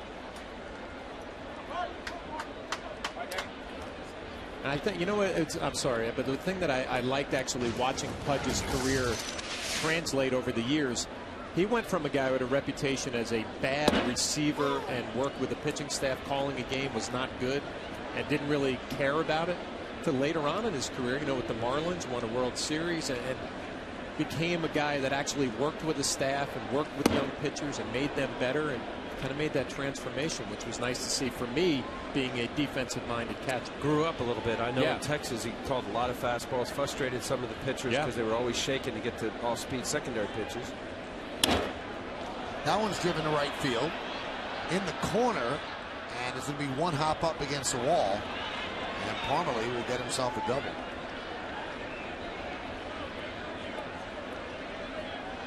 Well, from the outside looking in, John, he had a small, tiny cup of coffee right down the middle there. Well, change up. With the Yankees. And he was a good teammate. Yeah. And he was in all the pitchers' meetings. And was thrown into a very tough situation, being a catcher coming in late during a season and trying to get to know a staff and work with a staff. That's not an easy thing to do. And he had a great attitude about it, did the best he could. Here's Alexi Casilla. So he's going to retire, and really the reason is there's not much work out there for him. Boy, that must have crossed up. Russell Martin got by him in an eye blink as Parmalee moves to third. Yeah, absolutely crossed him up. Multiple signs sometimes during the game. I know I did that. I'd come in and say, hey, look, there was too many runners at second base. Let's switch the sign. First, you know, if it's first sign after 2, let's do third sign or whatever the agreement is. Wow. I think you did him. I'll tell you what, the heart rate of Russell Martin is just elevated a little bit. You get so comfortable behind the plate expecting pitches, and all of a sudden you get crossed up and a little shake of the head. Lucky that he did not get hurt.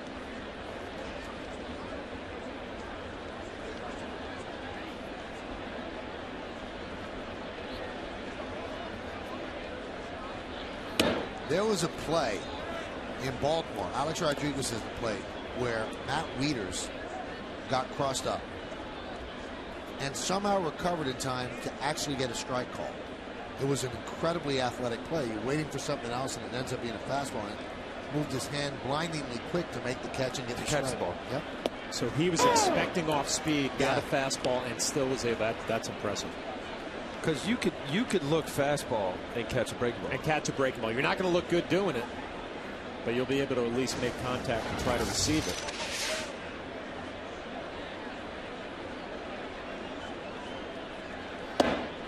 Now the automatic feeling, and I wonder if it could ever be the other way, is that Phil Hughes misread the sign. Could sometime the catcher just completely forgot what he called? Of course. Yeah, you know what I always pay attention to when you watch Russell Martin walk out to the mound to have a conversation to say, we got to get on the same page, which tells me probably Phil Hughes' mistake.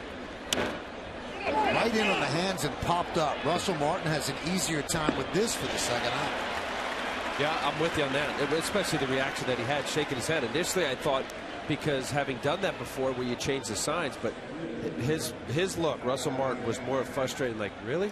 We get the same signs. Obviously, we don't know that from up here, but it looked from his reaction. And a great job right there getting a pop-up, Al. You know, you're looking for a strikeout in that situation or a little weak fly ball. Nice job by Phil Hughes trying to strand a runner here at third base. A little confidence boost for Phil. Here's Denard Span. Alex really in at third. Span had a bunt single at third at the second.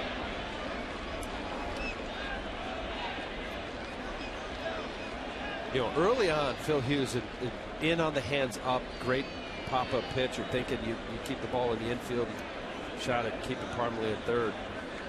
But the elevated fastball, so long as you have a little plus stuff, as you get a little tired, it's not where you want to live. Phil has given up his fair share of home runs, and generally speaking, major league hitters like the ball up out of the plate. Those are usually the balls that are hit farthest. I think what's helped, John, is that he's showing two different breaking balls and he's getting called strikes. Yep. The slider and curveball. So he's got a speed variation of high 70s to that mid 80 mark with slider and curve speed. There's a nice little cutter, 87. So he's throwing 78, 77 curveball on up to 87. That's tough. The 87, that pitch right there makes it tough for a hitter because now you can't just cover soft, hard. You got to cover something in between as well, which gets you off of both of the breaking ball and the fastball.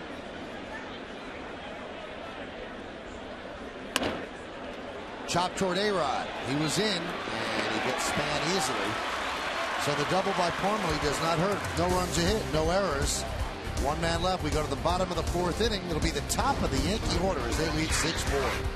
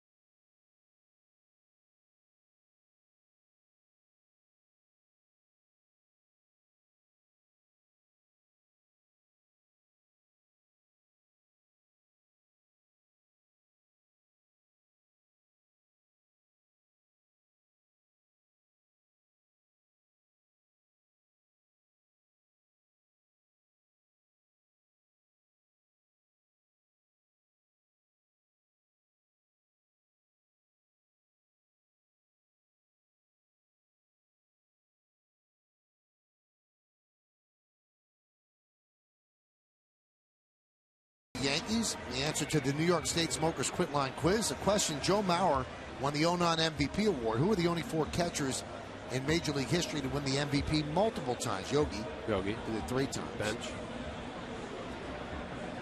Mickey Cochrane. That's who Mickey Mantle was named after. That was Mickey Mantle's dad's favorite player. Campanella 3 times. Did Pudge win an MVP? Yes. Yes. He got one.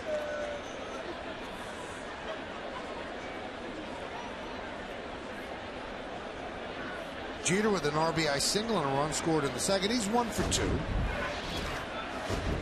His single tied the game in the second. Has a 10-game hitting streak now, and during the streak he's 19 for 43, 442. This is the best start of his career. In stark contrast to last year, where he really stumbled out of the gate.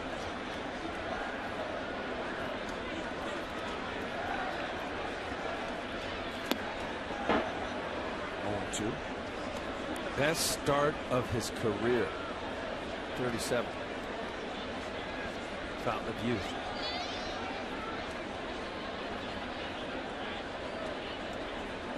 You know, I keep saying it though, but it's got to feel so nice for him not to answer the questions that he had to answer last year.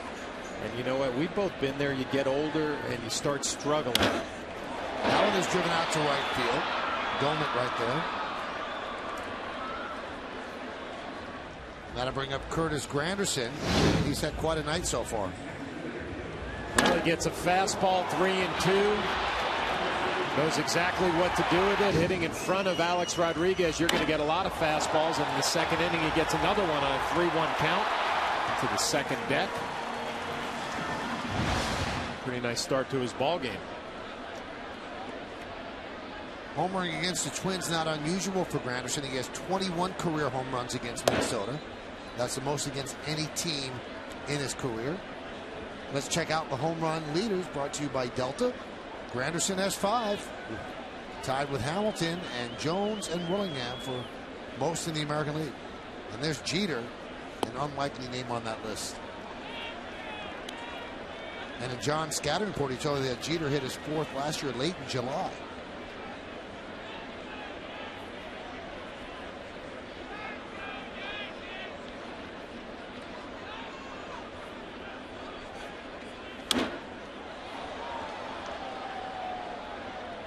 Talking a little bit about Derek and his struggles last year, and all of a sudden you go through a slump as an older player, and it's not a slump anymore. It's you're done. You know, you've lost bat speed, you're old. Doesn't have to answer any of those questions at the beginning of this year. Red hot start. But feeling healthy, really. I mean, you know, that's the start of the demise. It was, you know, the aches and pains become a little bit more lingering.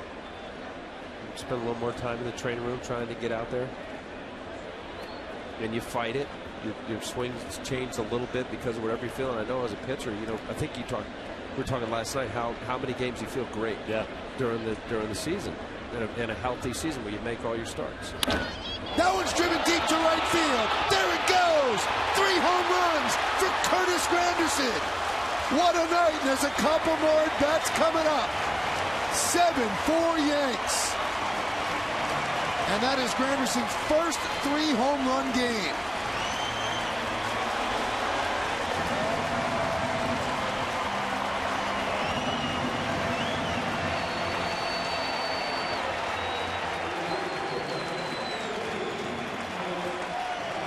Now he's alone atop the Delta home run leaders. Crowd wants curtain call. A-Rod steps out.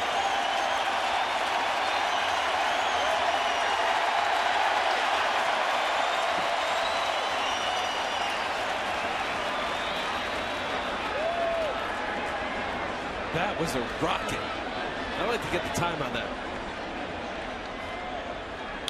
So it would have been a bad punt, but a good home run. No hang time at all. None. I mean, this is just waffle. Fastball away. Got a few of them. Got in a good count. In his last at bat against Swarzak, Jeff Gray. This ball was supposed to be away. I mean, this is just waffle quickly out of here. We talk all the time of some lineups and what great spots there are to hit in some lineups. Hitting second for the New York Yankees in front of Alex Rodriguez, Robinson Cano. I mean, you know, Nick Swisher had a lot of success in that spot. Curtis Granderson, obviously the year he had last year. I mean, mentally, you just know when you walk up to the plate, I'm going to get fastballs to hit. Now, you still have to hit them. And Curtis obviously has done a great job of that, but it clears you up a little bit mentally. You know you're going to get challenged day in and day out. He takes advantage of it.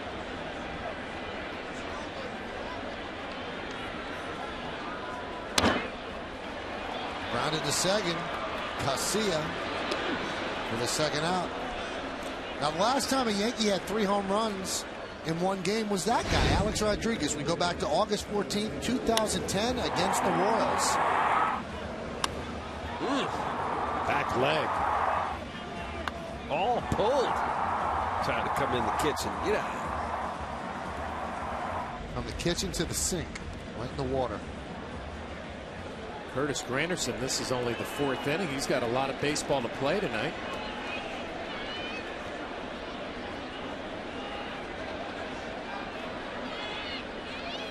For those new to the game, the most home runs ever hit in a game, 4. So he's got an opportunity. Many people have done it. And that's the first 3 home run game at the new Yankee Stadium. Grounded sharply to Casilla, and he will retire Cano, and that will do it. But Granderson, another home run. 1 run, 1 hit, no errors, and nobody left. A home run in the first, a home run in the second, a home run in the fourth. More to come.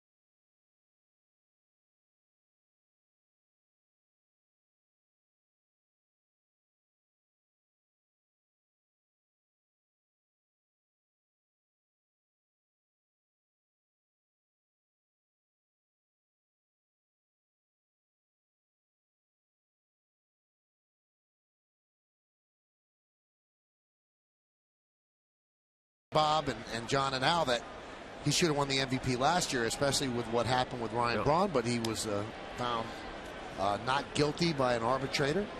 So he keeps the MVP. He would have kept it anyway. The writers were not going to take it away from him, but Kemp did have a great year last year.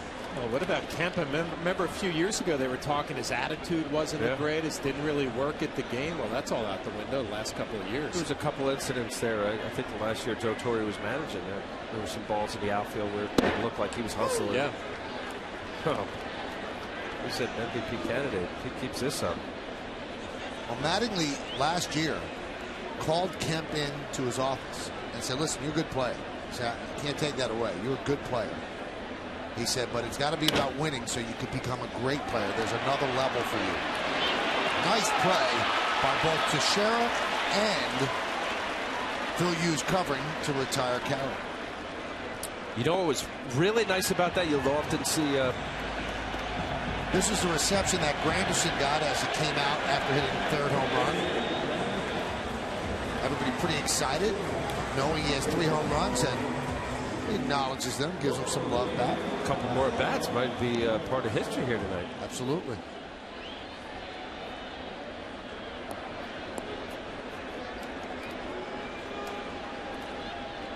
Three home run games last 6 times in team history.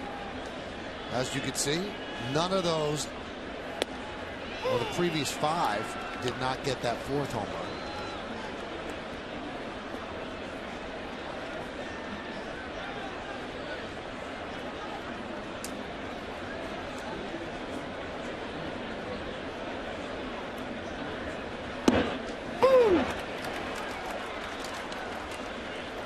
Al, you throw that first inning out of the equation for Phil Hughes if Nunez doesn't make that error. I mean, he's cruising here. Second, third, fourth. Dropping that curveball in for a strike. Fastball is a little hop.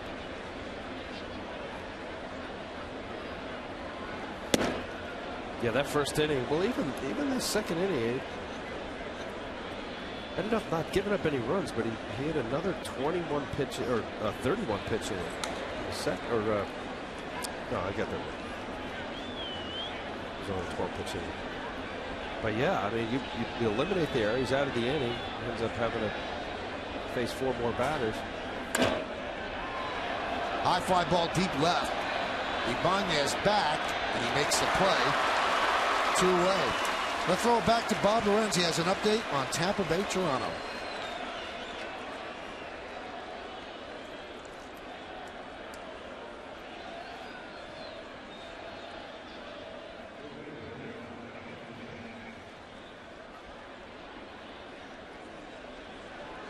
Rays playing good baseball, but no one has separated themselves from the pack at this point. So you could stumble a little bit and you're okay. I mean, look at the Orioles. You put them in the mix. I mean, I know that most people would assume that they're not going to stick around long. Everybody was definitely talking up the Blue Jays, as they should. This AL East is going to come down to the wire, I think, with a few teams.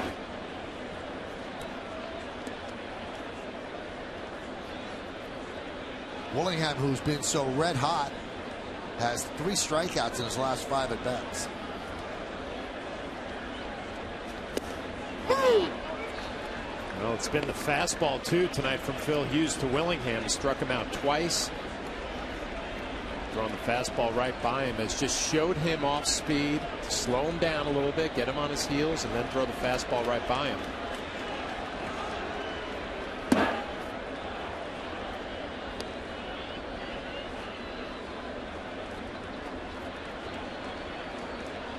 Shook off Russell Martin that pitch there. Russell on the curveball, went fastball away. To your thoughts, John? Front door slider, fastball away. Wants it tagged. Popped up. Teixeira waves off Nunez, makes the play, and a 1-2-3 inning for Phil Hughes. So he's eligible to get a win if the Yankees hold on. They lead 7-4.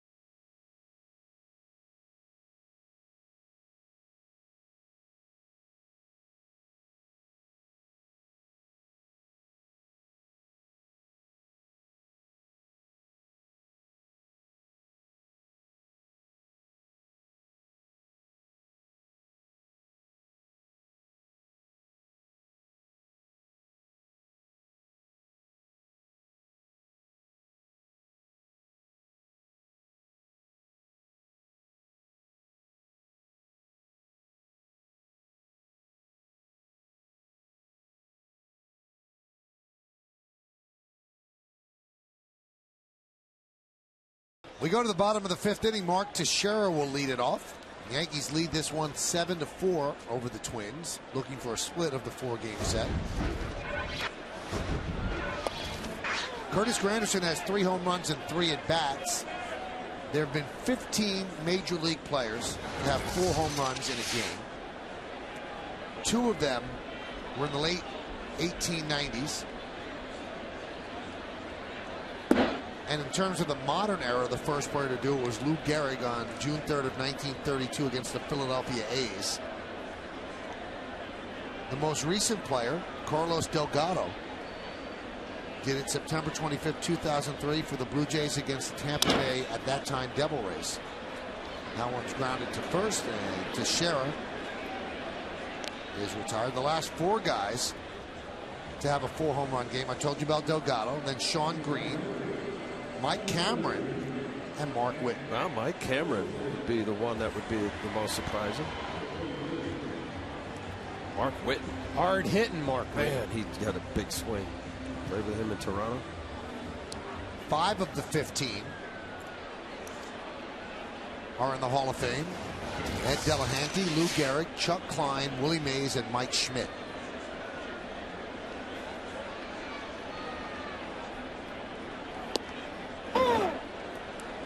Strike.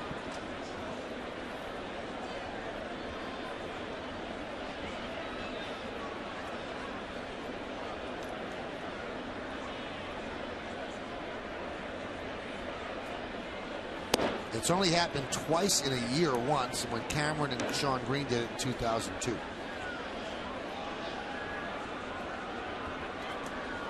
Where'd they do it? What ballpark? Let's see.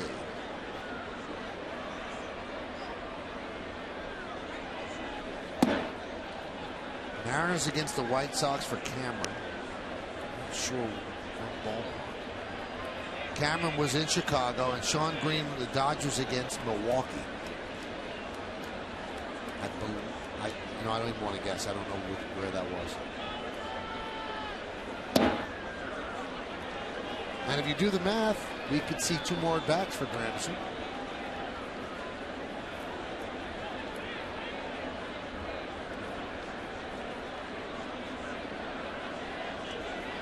They score a boatload of runs. You see more than that.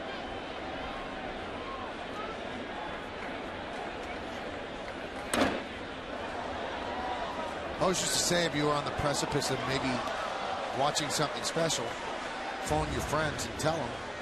Well, now you can just tweet them. Tweet the world. Except you, Al, you're not on Twitter. You're one of these Twitter obsessed people, though, right? You think so? Once you got on, it's ridiculous. I can't stop. I'm obsessive about everything. That's why I don't. The more followers, condiments. Do you get a piece of it? Is there like more people follow you get paid or something?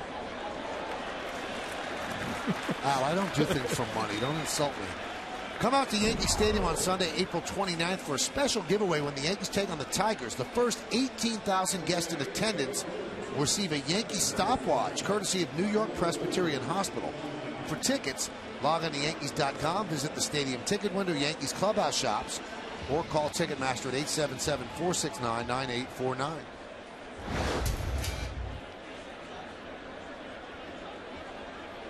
Keller has one of those stopwatches.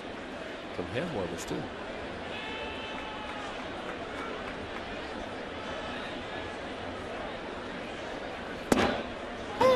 Strike to Ibanez. Ibanez is 1 for 2. Jeff Gray on in relief of Anthony Swarzak, who did not last 3. So Brett Gardner going on the DL. Ibanez going to get some more opportunities in the outfield. More as an offensive player than a defensive player.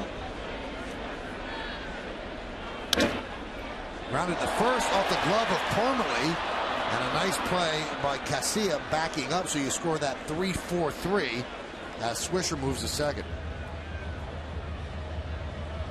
Hot smash off of Parmalee's glove. Alexi Casilla being in the right place here, going after the ball, just eats him up. That ball was hit hard. Now Howie Carpin, our good buddy and the official scorer, is going to score that a 4-3. He does not want to give Parmalee an assist on that. Didn't we go through this last year with Howie? It hits his glove. How can you not score this a 3-4-3? I don't know. I would agree with you, John. So if it didn't hit 3, 4 wouldn't have got it. That's a good point. Well, you have a good relationship with Howie, John. Why don't you go rough him up and see if you can. I'm not going to go rough him up. A conversation, and you know, we went through this last year, and of course I can't remember game to game, so I'm not going to remember what he said last year. I'm going to go talk to him. Any excuse to get out of the booth. Speaking of official scoring, a lot of people have tweeted, well, what was that play where Russell Martin got crossed up and it was scored a wild pitch? So if you keep the score at home, they scored a wild pitch. Most cross-ups are, right? Depending on the official score. Okay. All right. That's a good call by Howie right there. I mean, there's nothing Martin could do. Right. A lot of times it will be scored, a pass ball, and then the official score after the game will ask the catcher will be crossed up. And then they'll change it, so you can change it. But how obvious, really? Of course he was crossed up. These guys can catch fastballs and curveballs.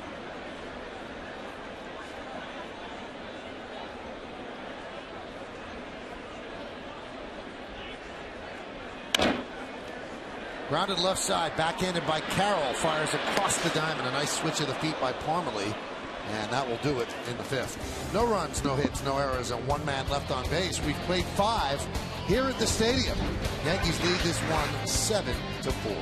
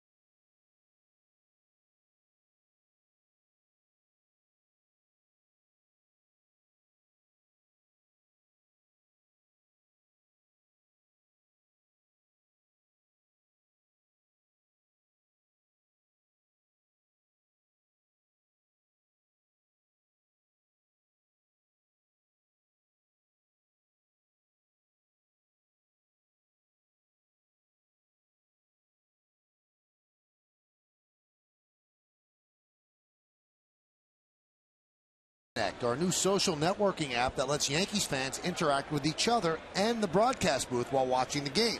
See what other fans are tweeting about and get up-to-the-minute scores and in-depth pitch-by-pitch stats, all at yesnetwork.com. So, Al, you went and you annoyed Howie Carpenter. No, I did not. I was very nice. It didn't seem like you and I. It looked like it was aggressive and confrontational. Okay. Do we have that on tape, guys, to show how aggressive and confrontational Al was? After the pitch, Al. There was nothing aggressive about it. Well, you decide when you see the video. Looked intense. Well, you know what? You said last year there was a couple incidents, so I think Howie does a great job. Here it is. This looks like a very... He got aggressive with you. Yeah. Yo, he was, how dare you come at me? All right, so this is the ruling. If it didn't ricochet to Casilla, it would have been an E3. You don't award an assist to a guy who would have gotten an error. If the ball was hit a step or two to Parmalee's right, where he made an effort that looked like it could have been a base hit or not, and then ricocheted to the second baseman, it wouldn't have been an error had the ball gone through. He now gets an assist. So if it's an obvious error, no assist. Let's see how it ends. Oh, that's beautiful. That's a great Christmas story. Howie. Makes sense, John. You know what? It reminds me when you ask a player why he did something, and it might not have been the right play, but he had a valid answer for you. You say, okay, I can buy that. Same thing with Howie right there. Yeah. Good reason.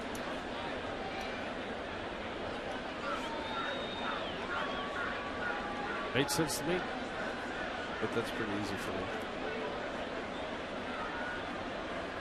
me. 2-2.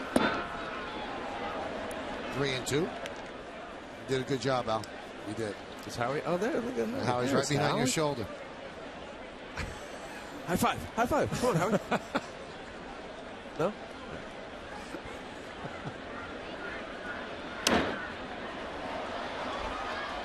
Foul behind the plate. Still 3-2. He did a pretty good job going all the way over there, having that conversation and getting back in time. That was impressive. You work up a little lather on the way. And a little Mountain Dew. Which got him here quicker. Just what he needs, a little Mountain Dew.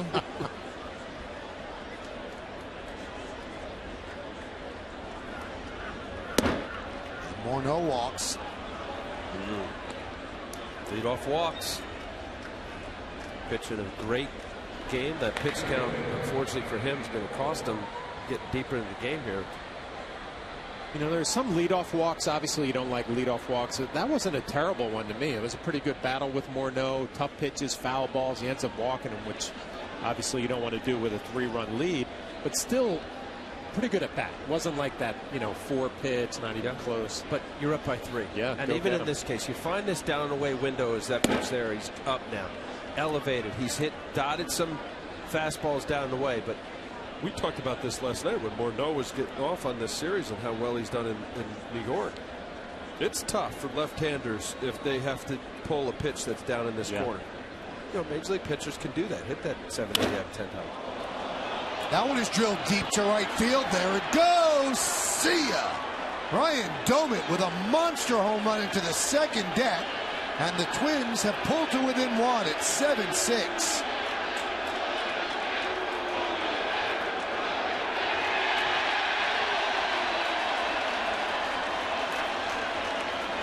We're talking about the leadoff walk. Now obviously you look back hindsight, it's always 20/20. The reason why Domit was able to pull that ball, now boy, I just put that circle up. It was a changeup. Now fastball running away, much harder to pull. This ball is a changeup that's really up. It's up enough to where you have a batter obviously take advantage of right field to get the good part of the bat on the ball. Not a bad idea. You see it beautiful on the Yesmo, the circle change, but it's a pitch in which even if he's fooled, as he was slightly, the ball was up enough, and Domit was able to do what he did. Fouled straight back here. That fastball down and away. Now here you see he's already spent here, hips out, but that changeup really should be in this area here. Just left it up, hoping that he's out in front enough. But here, the danger of Yankee Stadium, it's easier to go to right field.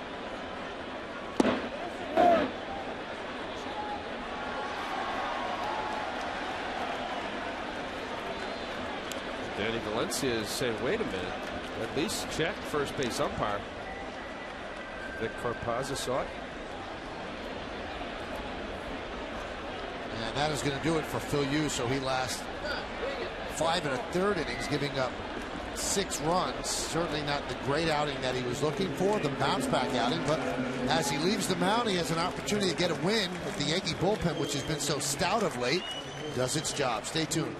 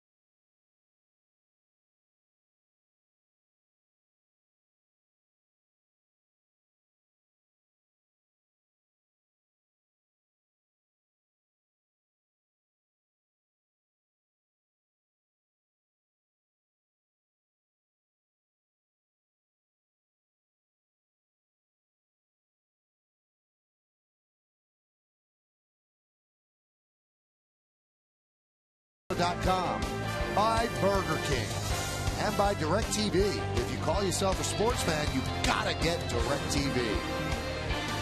A lot of action in this game. Derek Jeter ties Dave Winfield for 18th place on the hits list. Mark Teixeira, his first home run of the year. And Curtis Granderson, 3 home runs. And he's going to come to bat in the bottom of the 6th inning. Boone Logan takes over for Phil Hughes. And Logan pitched very, very well yesterday. Couple innings, 1 hit, 4 strikeouts. He did throw 30 pitches, and he pitched in the first game of this series. So I imagine his leash isn't going to be very long. Boy, disappointing. That line score is not going to really show what it was really his performance. Talked about the first inning, the big error by Nunez, and that last inning there, he threw up 4 consecutive zeros, and then that 2 spot that we just saw. Here's Parmalee. You know, Al, you think about those 4 innings from Phil Hughes you talked about. You remember 1 bad pitch, and it ended up in the seats for a 2-run home run. Yeah, I mean, as good as he is thrown, that's what he looked like in spring training for those 4 innings. And, you know, we could even go back. You know, the era, you know, you can't overlook it. I know it's part of the game, but then Willingham, he strikes out. You're out of the inning. Yeah. And then you don't have the 4 runs on the board, and you don't have to throw 32 pitches. So he doesn't need us to make excuses for him, but he had much better stuff today than he did the previous 2 starts. You know what would be the saving grace here? Well, obviously, there's still plenty of baseball. Is that you grinded it out. You had the disappointing beginning. Yes, we could talk about Morneau, the walk, leaving a changeup to dome it. But if the Yankees pull this out and they win the ball game, he gets a W. That somewhere deep down tonight, he's feeling pretty good. Parmalee rips one down the right field line. It's a base hit. It goes into the corner. Swisher will play it and get it in. A double by Parmalee against Boone Logan.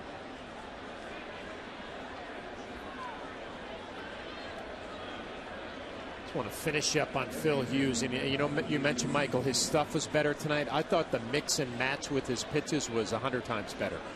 Curveballs, cutters, fastball looked a little bit better because of it. Some good changeups, a bad one to dome it, but the rest of them pretty good. I thought all in all, he should go home tonight feeling good about himself. Yankees trying to scratch and claw for a win here tonight.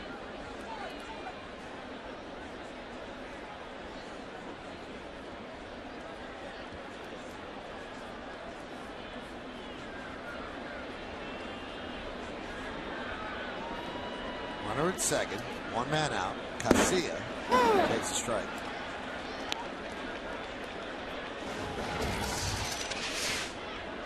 As good as this Yankee bullpen has been early on, they've seen a lot of action. The starters really have not done a good job going deep into ball games, and you know that has to change in order for that bullpen to be a strength all year.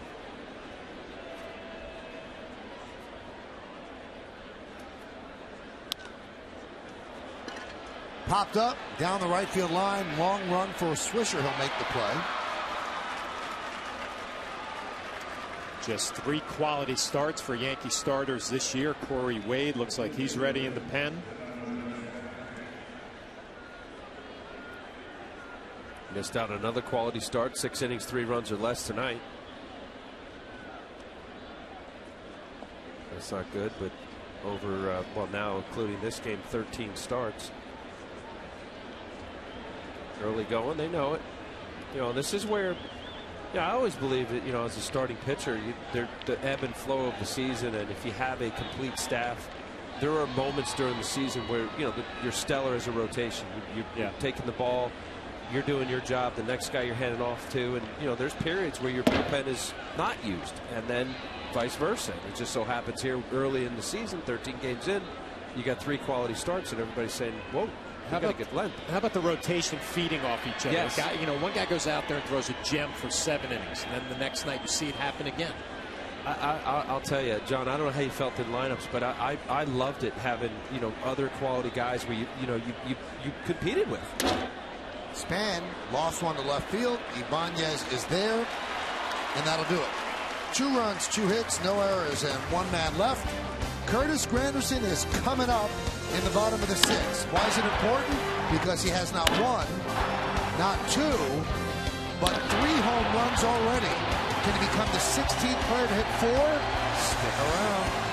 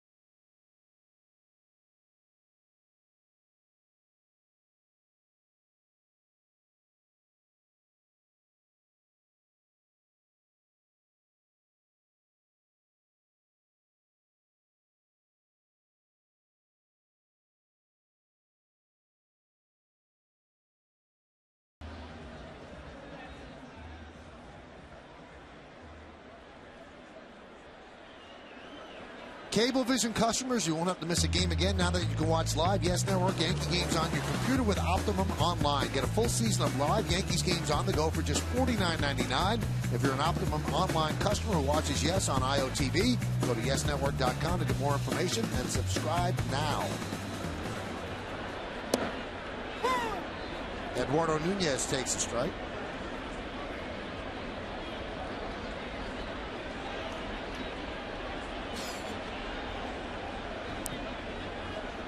(7-6). Yankees holding on against the Twins. It'll be 9-1-2 in the Yankee order. Nunez, Jeter, and Granderson. Alex Burnett is warming.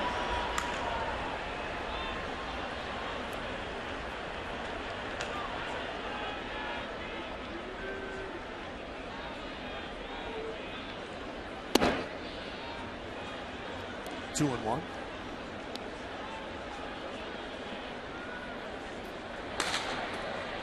Soriano getting ready.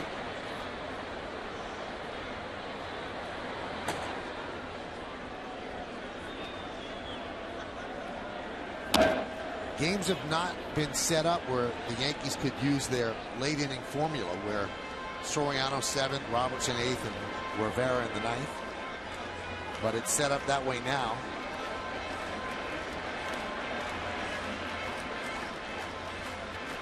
What'd you call it? The Soromo? Soromo? Soromo.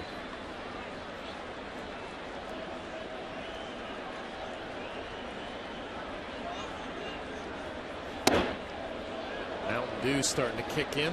No, he used to, or maybe that was Java part of that. You had some little Joe Somo. Java, Soriano, and Mo.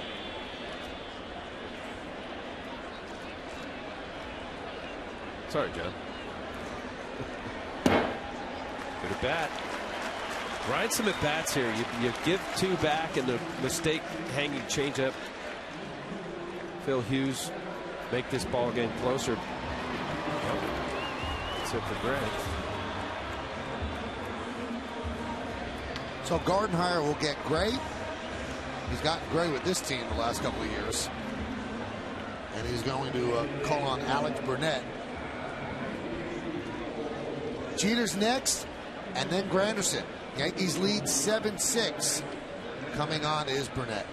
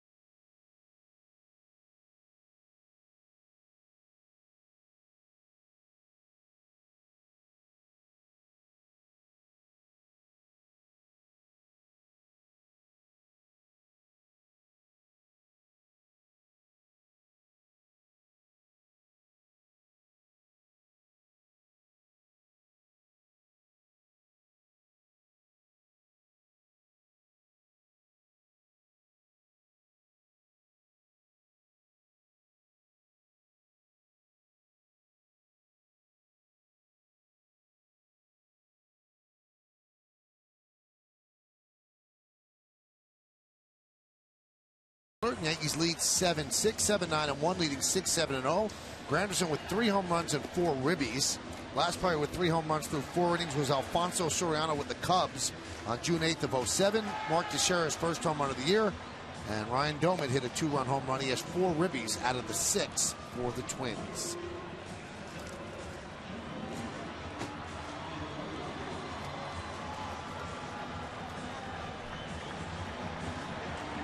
So here's Alex Burnett. 5 games. Has not allowed an earned run.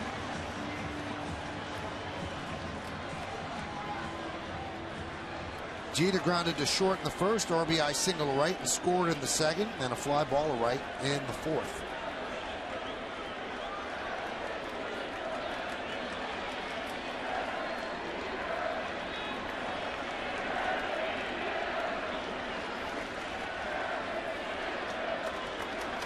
Runner goes.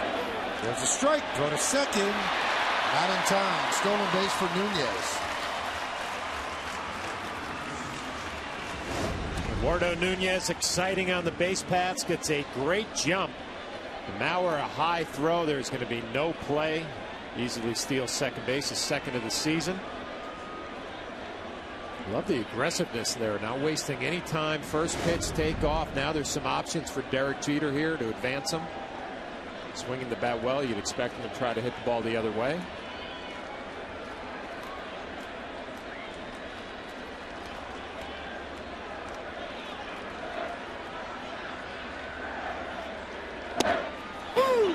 Strike. Derek not happy with that call right there from home plate umpire Victor Paza. Sometimes when we see Derek in the past, when he's not feeling great at the plate, he might try to drag a bunt right here to advance the runner, maybe get a base hit. The way he's swinging right now, going to be aggressive, especially here with an 0-2 count.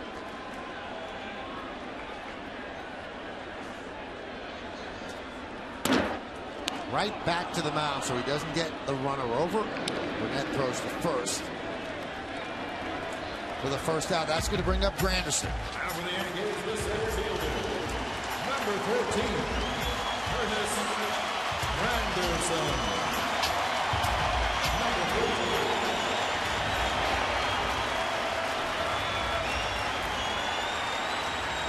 Now everybody's aware he has 3 home runs, solo shot in the first, 2-run home run in the second, and a solo shot in the fourth. Can he make it 4? 15 guys in big league history have done it.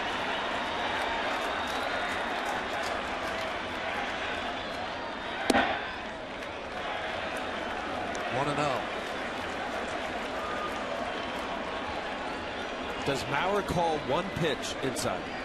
Well, I'm thinking also about Burnett here. I mean, do you pitch to the game situation, runner at second trying to get an out, or in the back of your mind, you know this guy has 3 jacks. Saying stay away. Oh, here he comes. I wonder if that surprised him. Sets up in. This ball runs middle of the plate. You know, Mauer back there might be thinking, you know, our report is to get him inside, but we haven't executed. We've tried, but we haven't gotten in there.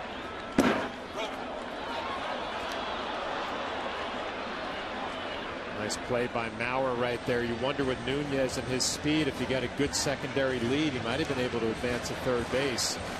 Tough play for a catcher to block a ball in the dirt, then travel a few steps and try to throw a runner out. Nunez kind of freezes.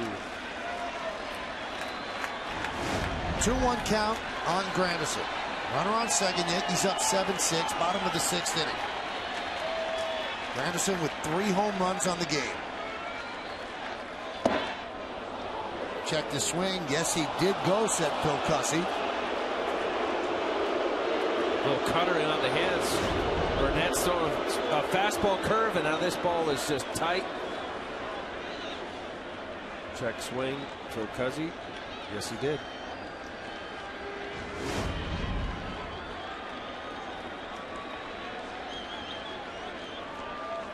Two balls, 2 strikes. Burnett sets, and the pitch. Count is full at 3-2. Well, we've seen a couple of at-bats for Curtis Granderson. He's gotten some fastballs in these counts. See what Burnett's thinking about.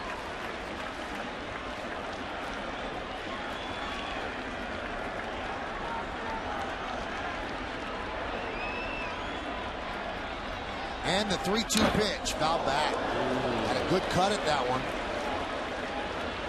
Proud of his fastball. Al came right at him. 3-2. Here's my best fastball. Let's see what you can do with it. I don't mind, but away, that was just up enough. I guess had enough tail. It's a healthy cut by Granderson.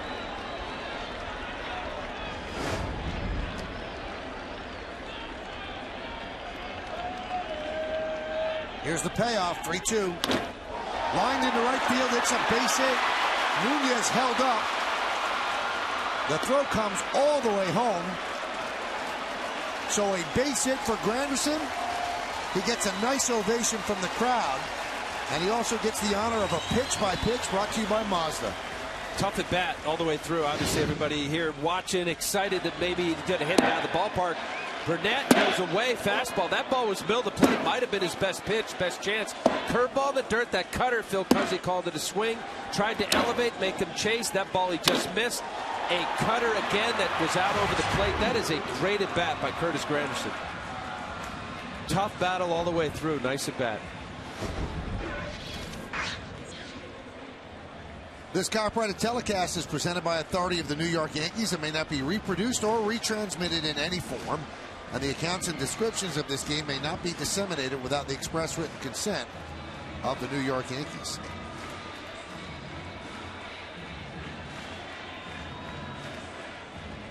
Not too bad in 4 at-bats. Curtis Granderson with 13 total bases, 3 home runs and a single.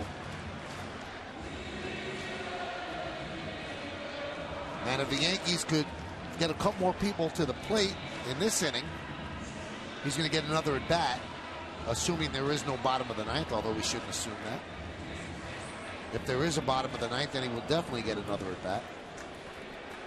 So here's Alex Rodriguez. Rick Anderson talked things over with Burnett. First and third. Twins are double play depth. There's 1 out.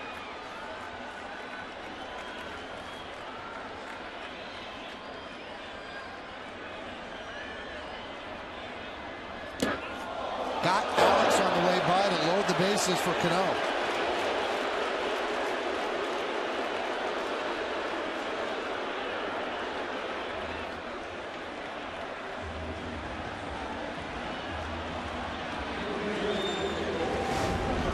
Well, trying to run a fastball in on his hands. Just clips his left quad.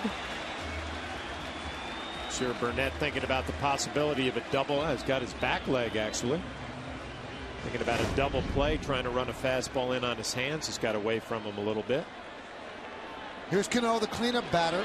This is the 13th game of the year. The Yankees have had 2 runs batted in out of this spot in the lineup, both of them in last night's loss. Cano is 0 for 3 today. Foul back. He throws that one again. That's going to be hit hard. The backup slider, middle of the plate.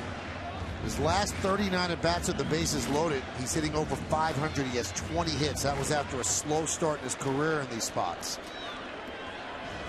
Plus his cutter backing up. Similar, not quite as far as the one that Granderson hit. That ball's designed to come inside on the lefty.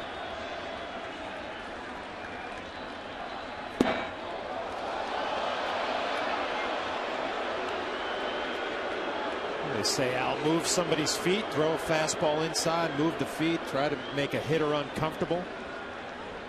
Threw a bad backdoor slider, came back with a fastball in. Nunez on third, Granderson is at second. Alex Rodriguez is at first. 7-6 Yankees. Big spot in this game, give the Yankee bullpen some working room, breathing room.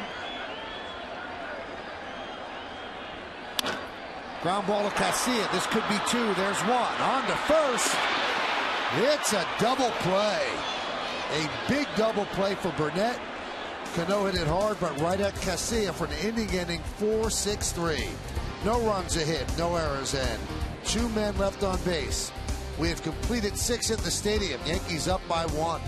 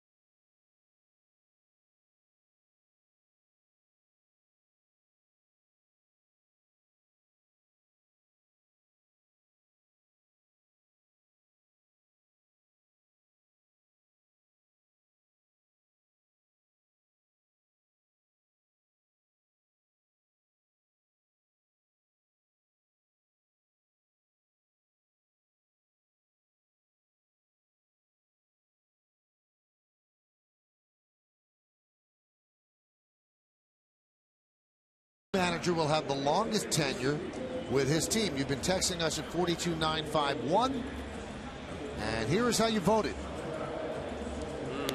Pretty close. Robin Ventura 36%, Mike Matheny 34%. Two guys with really no managerial experience at all.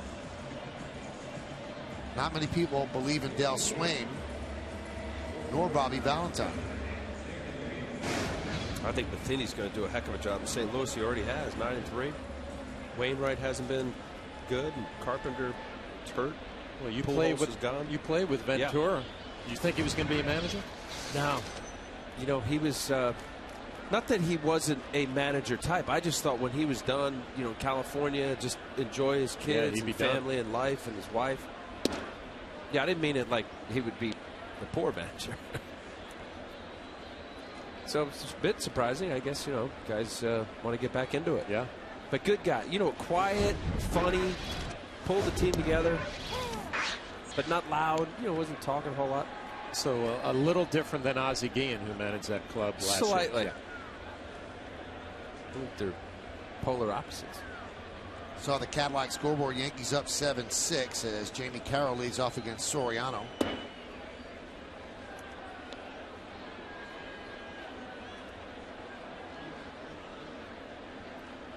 Carroll 1 for 3 today. Singled in the first inning, scored a run. Reached on a fielder's choice, grounded to first.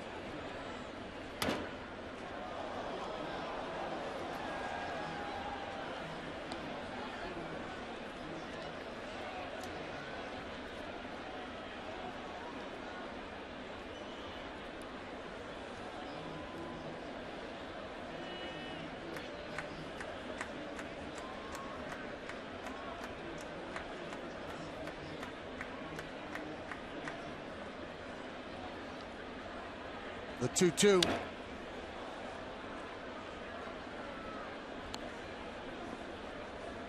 Rafael Soriano is not one of those guys, throw the ball, get the ball back, throw the ball. He takes his time between pitches. Very deliberate.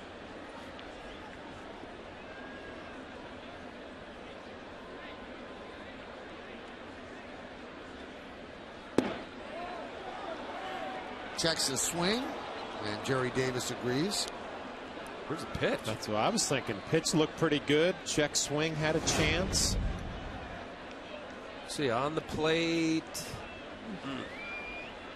He caught it off the plate. Well, that a perfect pitch with 2 strikes just off.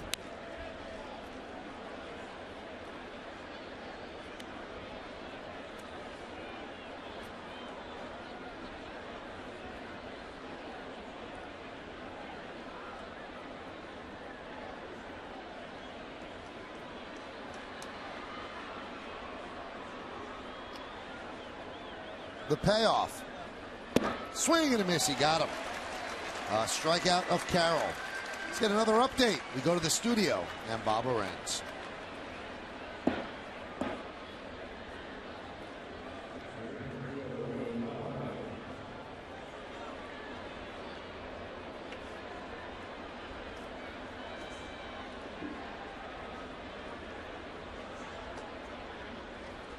Thanks a lot, Bob. So if Darvish pitches today, the Yankees will see him in Texas. Yankees go to Texas right after the 3 games in Boston.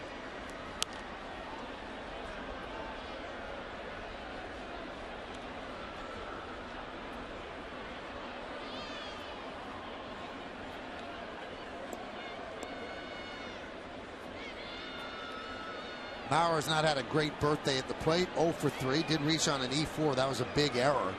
A throwing error by Nunez at second, and he scored in the first inning. But 2 deep fly balls to left. That one's laced to left but foul. Bauer's 29 years old today.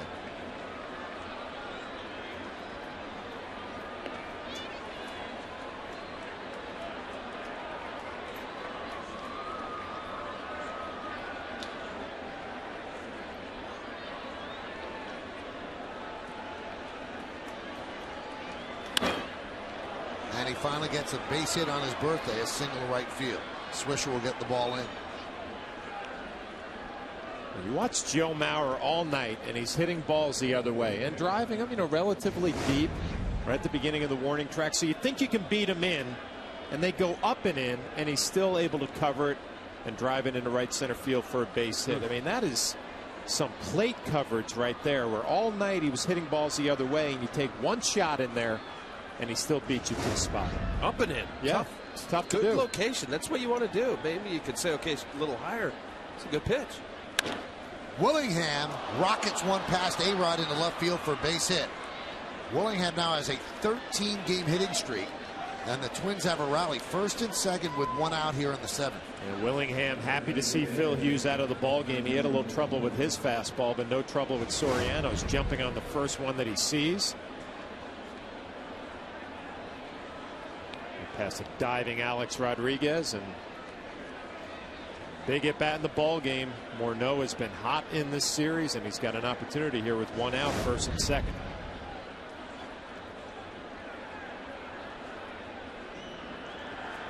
Very, very dangerous batter. We've detailed throughout the series how much damage Morneau has done in this ballpark. Yankees have walked him twice today, and those walks have hurt them. Both times he scored, and he struck out once.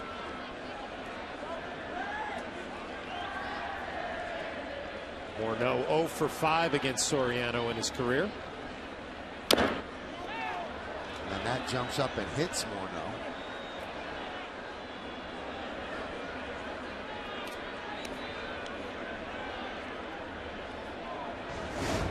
First pitch slider, they want to keep it away, and it actually spins middle right off of his back foot.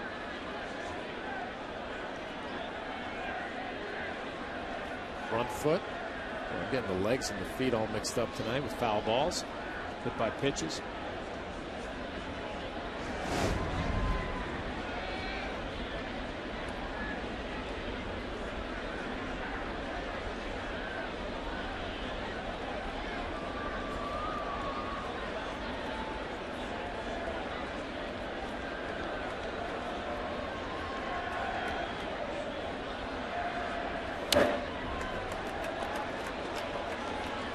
Now the Yankees have a second lefty in their bullpen, but when it comes to the 7th, 8th, and 9th innings, they don't mix and match with Soriano, Robertson, or Mariano. Clay Rapata is out there. Now Morneau has hurt them so much, but John gave you the stats: 0 for 5 against Soriano. And 1 for 5 against Rapata. I don't know if that played into it or not. And now he's 0 for 6 as he could not hold up on the high fastball. 2 away. Let's check out how they went up against Morneau. Well, Soriano started out with a backdoor slider, hit Morneau in the foot. Missed that pitch. That looked like a very hittable pitch. Could not hold off on that. That ball just carried think it looked similar to the previous pitch, except it had better carry and rode high up through the zone. Corno couldn't lay off. Here's Ryan Domit. He has 4 ribbies tonight. There's a strike to Domit.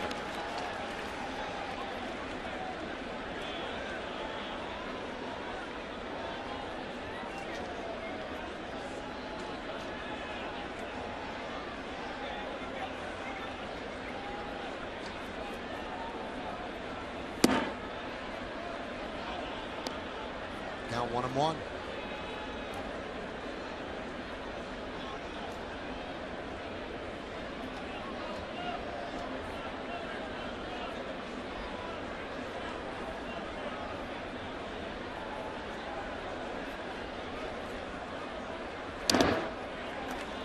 And the count now 1-2. 1 strike away from getting out of it. Yankees lead 7-6.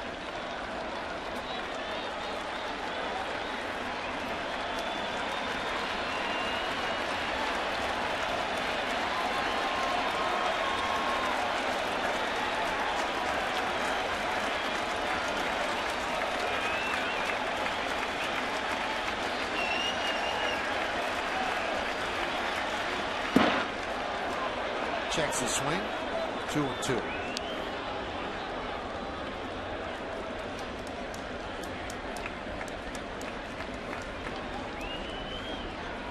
For this to be an action ball here, you don't like to go to 3-2 with 2 outs.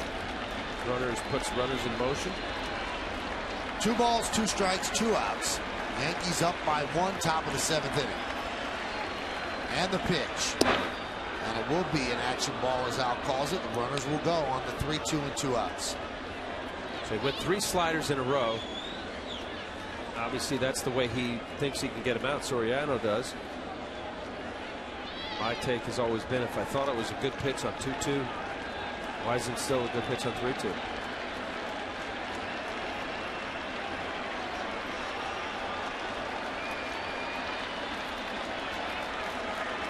Here's the payoff. Hammered foul. Hug it. 4 in a row. 4 sliders in a row. 5 of the 6 pitches he's seen are sliders. That's a little meeting of the minds right here. Okay, what do you want to do? I know we've been pounding sliders. Dot a 2-seam fastball down the way. Now, would you come out and say, hey, either A, get that ball down, or you want to go with the fastball away? Saw what he did with the changeup with Hughes. You know what the conversation would be? What, Soriano, Ravi, what do you want to do? What are you feeling here? And make sure that when he steps on the mound, he's 100% behind it. Well, you've talked about it. Might not be the right pitch.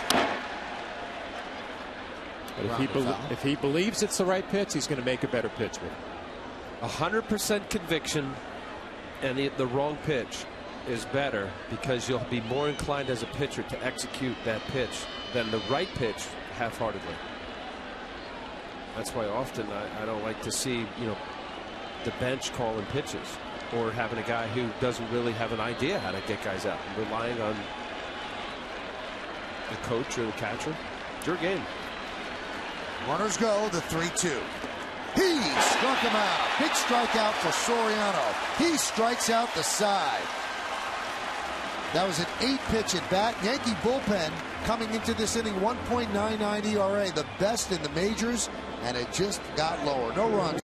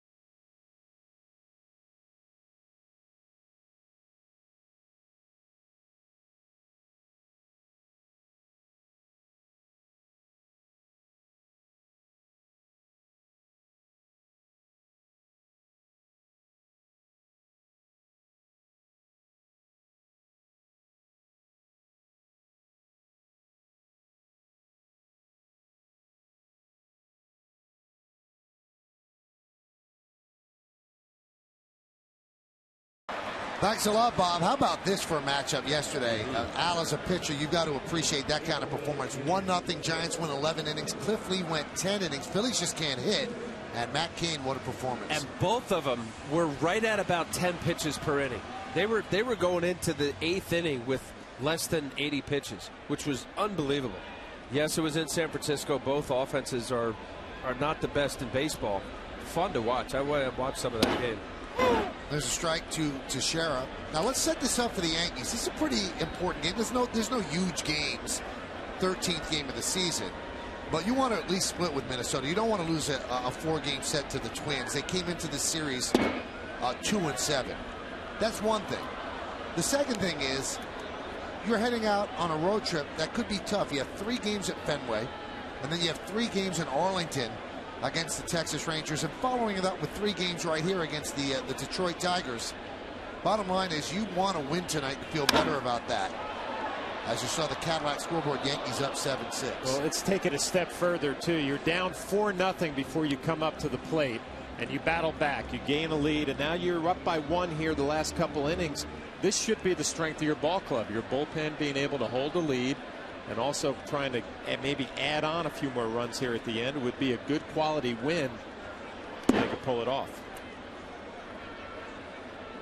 Count 1-2 on Teixeira. Teixeira hit his first home run of the year. That was in the first inning.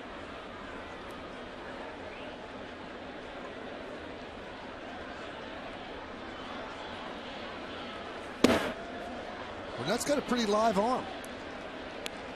Seen a couple of times in this series.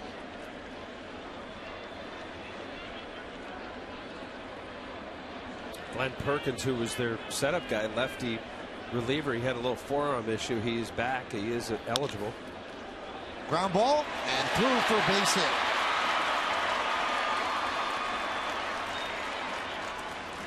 Speaking of the road trip, let's check out tomorrow night's or tomorrow afternoon starting pitchers, brought to you by Verizon Fios. Welcome to America's fastest, most consistent, most reliable internet. Welcome to life on Fios. Ivan Nova, he's 2-0.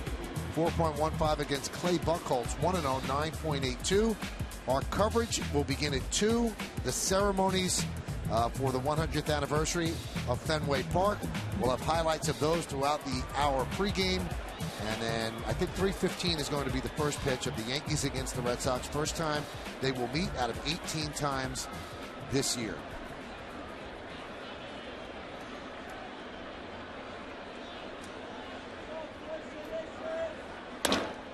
Nick Swisher hits one deep to center field. Span back, still back.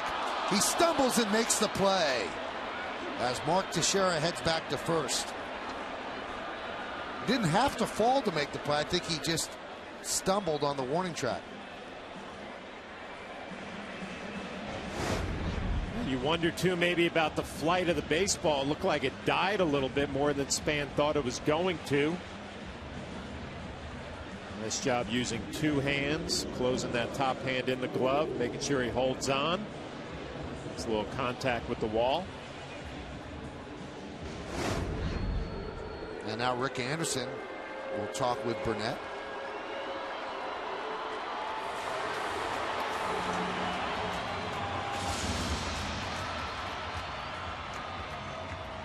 Now, a side note, obviously the outcome of the game is the most important thing as David Robertson gets ready. Unless Ibanez hits into a double play, that means that they will go through at least 8 in this inning, which would ensure that Curtis Granderson would get up in the 8th inning. He has 3 home runs, 4 hits, 3 home runs, a single.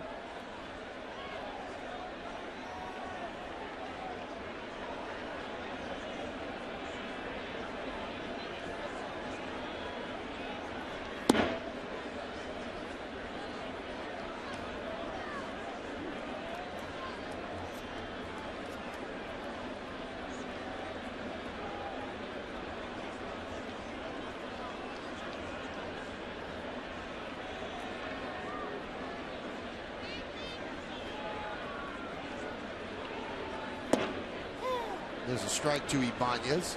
Ibanez 1 for 3 tonight.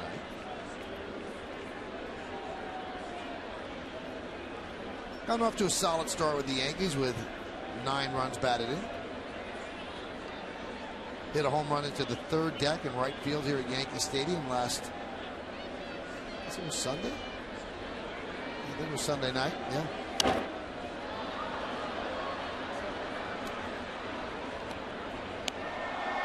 Good pickup for the Yankees now with Gardner down. He's going to get a lot more playing time.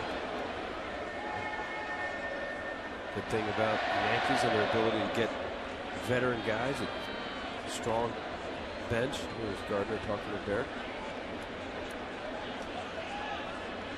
Gardner's elbow was injured earlier in this series in the Tuesday game. Made a nice play out in left field. There's a base hit up the middle for Ibanez. Let's take a look at how Gardner got hurt.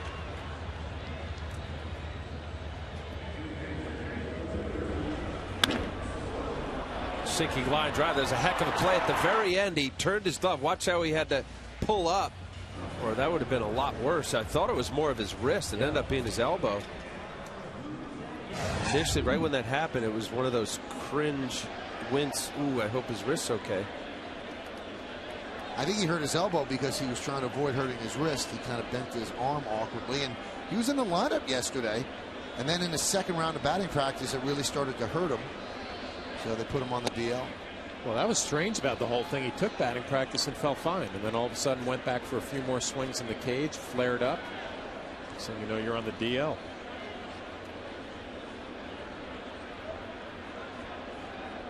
And he had been pretty solid at the bottom of the order for the Yankees. Also got off to a decent start.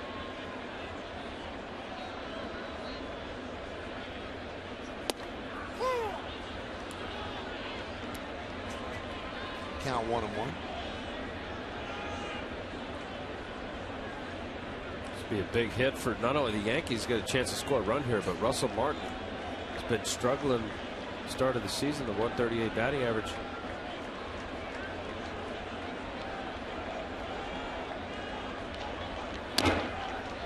Right back to Burnett. There's one, and there's two. And Martin continues to struggle. But by Martin getting to bat, that means that Granderson will bat in the 8th. The Twins come up in the top of the 8th. Yankees lead 7-6.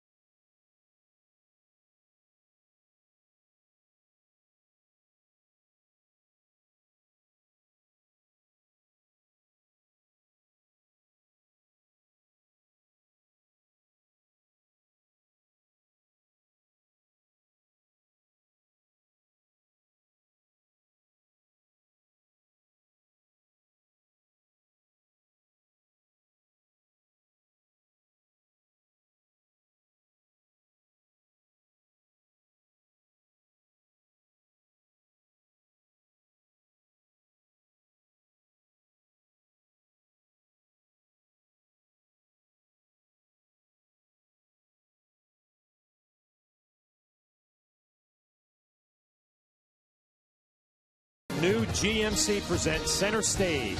The two-time Tony Award-winning New York native chronicles his stage and screen career, including his memorable role as Ferris Bueller. It's a new Center Stage later after the postgame, only on Yes. Good Guys opening on Broadway, I think a little bit later this month. Nice Work If You Could Get It is the name of the show, so watch that. And watch David Robertson warm up as he will come in to pitch the 8th inning to hold a 7-6 Yankee lead. This will be his 7th game, 6 innings, 8 strikeouts, 5 hits, 2 walks. Has not allowed a run. Opponents hitting .227 against him. Yeah, that 0 ERA. It's a bit of a concern. Boy, really, I mean, you think about what David Robertson has emerged in baseball as the best setup guy to the greatest closer that this sport's ever had. Fun to watch when David Robertson's on. You talk about carrying flight through the zone.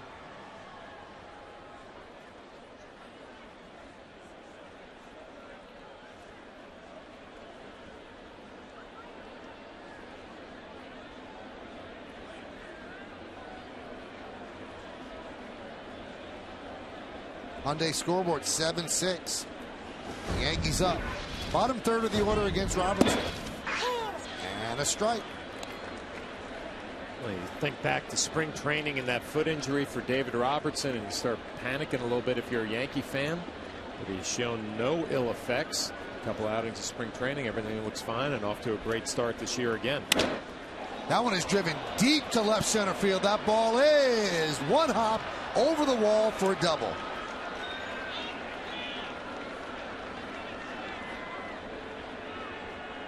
Second double for Valencia tonight. Well, that's one of those down the middle after a strike first pitch. Danny Valencia going left center field. Bouncing into the Twins bullpen. Really got his foot down early, Valencia, right there, getting ready for that fastball.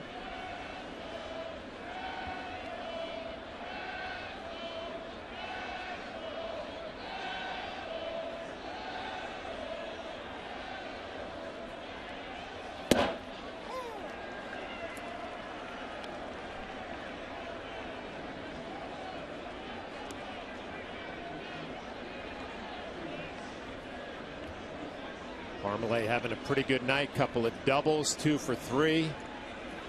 His job to advance Valencia to third base.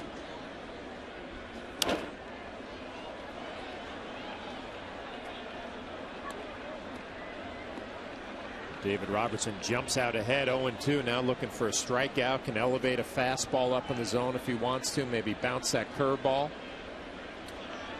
Yeah, that's, you know, I'm thinking along with you, but the bounce on the curveball, you got to trust that your catcher can block it. I know you got the tying run potentially. It could advance a base 90 feet away. There it is. Nice job, Russell Martin.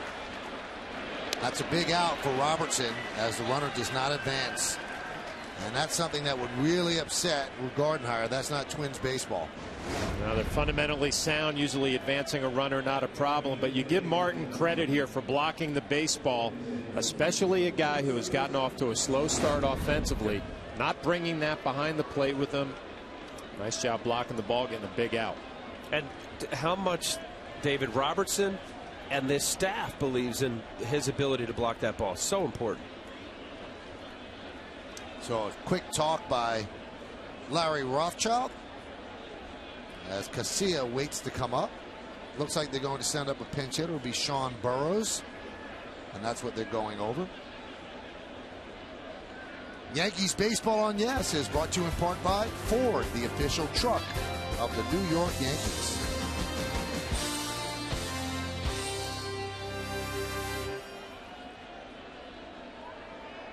Burrows, a former first-round draft pick of the Padres.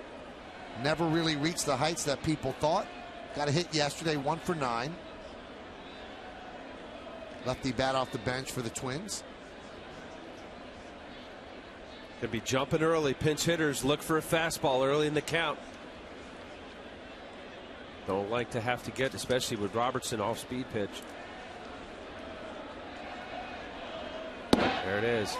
You got a guy that's sitting down that dugout, hitting off the tee in the cage. They think dead red first pitch. Good call from Russell Martin. Nice pitch.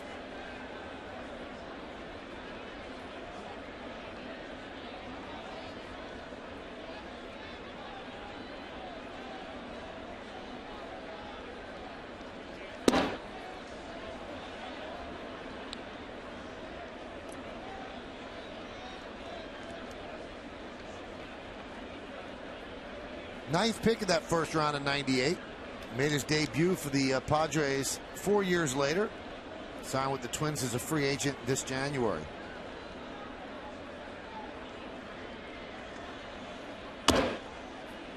Chopped slowly right side.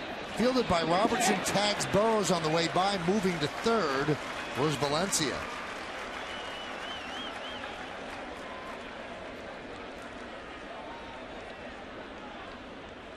David Robertson just pouncing. Got a curveball down. Hits it off the home plate.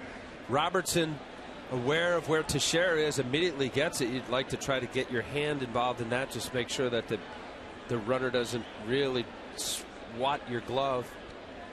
Nice job. Aggressive off the mound. Here's pesky Denard Span. Not as easy to overpower him. He just puts the bat on the ball. He has speed. A-Rod is in on the grass at third. Tying runs at third base. Robertson deals. 1-0. I'm a little surprised Alex Rodriguez playing that far on the grass with 2 outs with Span.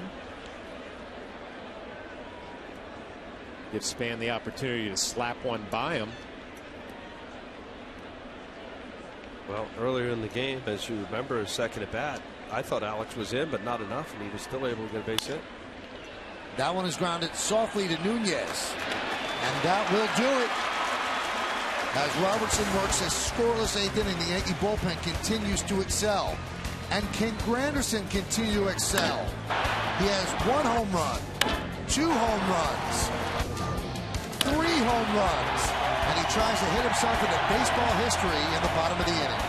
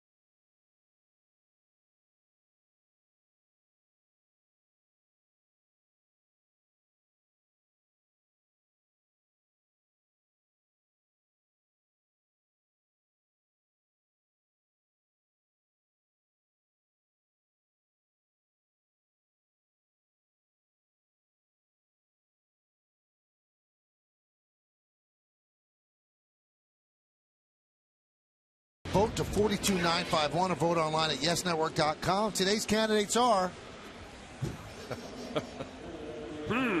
Let's see. I'm going to go for that guy. Curtis Granderson. Vote now and make your voice heard. Standard text messaging rates apply. Hyundai scoreboard 7-6. Yankees lead the Twins. Glenn Perkins, the new Twins pitcher.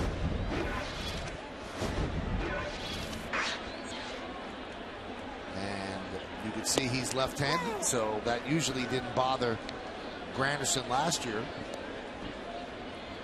But his 3 home runs tonight have been against righties. Perkins deals a strike. This will be his 6th game. He has not pitched well so far. We're looking ahead a little bit, too. Granderson has good numbers against Perkins, 5 for 12. That's .417, but does not have a home run yet. The 1-1. Perkins throwing hard, 95 miles an hour. Mike Dunsing, who was a starter, now reliever, both Perkins and Dunsing, they've added some velocity going to the pen.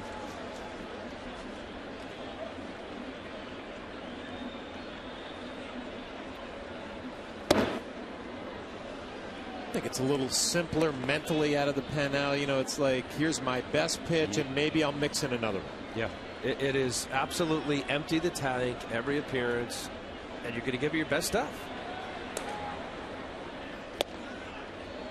Saw Mariano Rivera getting ready.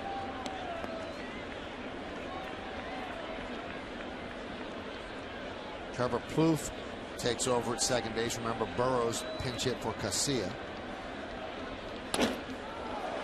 High drive to left center. Willingham makes the play. One down. Hey, stick around after the last out for the WB Mason postgame. Bob Lorenz is back in the studio. He's going to wrap up the series finale with the Twins. Plus, Meredith Marakovitz gets the players' reactions from the clubhouse. It's the WB Mason postgame, and it's only on Yes. Granderson comes out on deck. But first, Derek Jeter comes up. How rare is it to have Derek Jeter walk in a room and not be the center of attention? People are looking past this at bat to Curtis Granderson.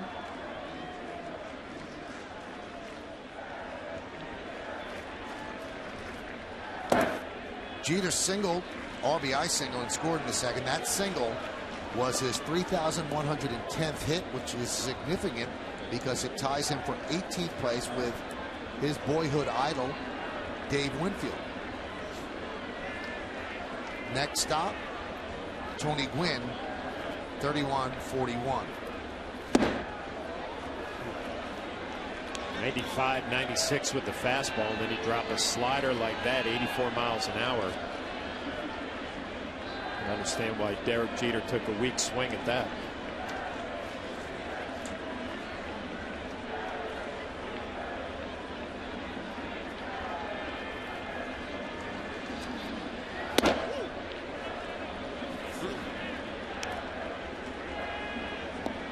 Crowd of 40,327 here at the stadium on a Thursday evening in the Bronx. After the game, Minnesota will head down to St. Pete. They'll play the Rays in a 3-game set. The Yankees head to Boston, 3-game series against the Red Sox. Our coverage of the 100th anniversary Fenway Park ceremonies will begin at 2 tomorrow with our pregame show. We'll show you highlights of the ceremonies and game time and all those storylines at 3:15 from Fenway Park. Should be a great weekend.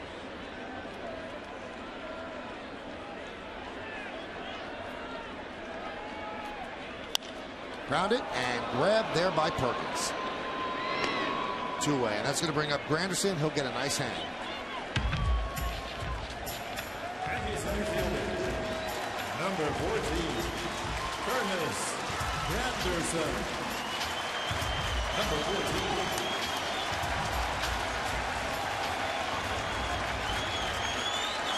This game's about 3 hours old. Granderson has 3 home runs. So he's had more home runs in 3 hours than A-Rod, Teixeira, Pujols, and Ortiz combined this year. And there's a strike. 13 players in the modern era have hit 4 home runs in a game. In baseball history, 15 players. 2 players did it in the 1890s. The last player to do it, Carlos Delgado, in 2003. So the count 1-1 against Granderson. Granderson 4 for 4. 3 home runs and a single.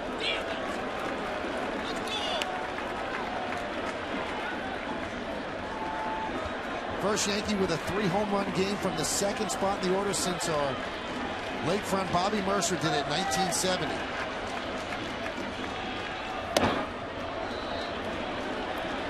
Three and 1.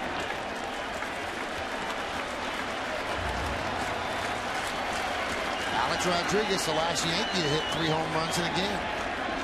Can Granderson do it here? The 3-1. 3-2. Throwing 95, 96, and he drops a slider in for a strike on a 3-1 count. Tough pitch. Well, you're going to throw it on 3-1. I can't imagine not throwing a 3-2. Shook him. The payoff. Grounded softly, first base side. Granderson is 5 for 5. Didn't get the home run, but what a night for Granderson. 5 hits and 5 at-bats.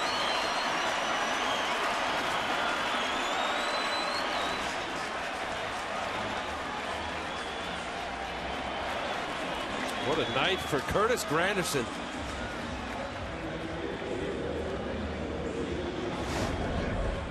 Got the fastball, 3-1 slider. I for sure thought he would double up on a 3-2 slider. End up getting the fastball. He was a little too quick. The little transfer was too high. Parmalee kept it in the glove. I think maybe it would have been a little different if he was able to transfer it. Over his head. Grandy would have beat it out anyway. Third time, Granderson 5 for 5 in his career.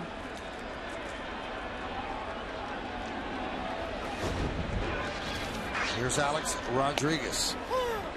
There's a strike.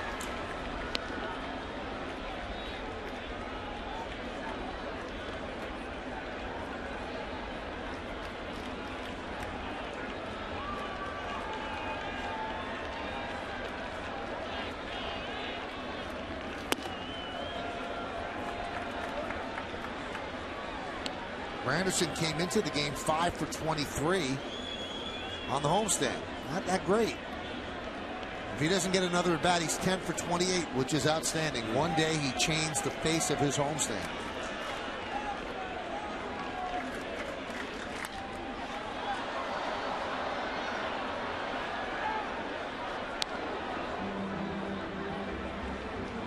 Alex Rodriguez scored a run in the first inning, and that broke a tie that he was in with Frank Robinson. So Alex is alone in 13th place. 13 runs scored away from Craig Biggio.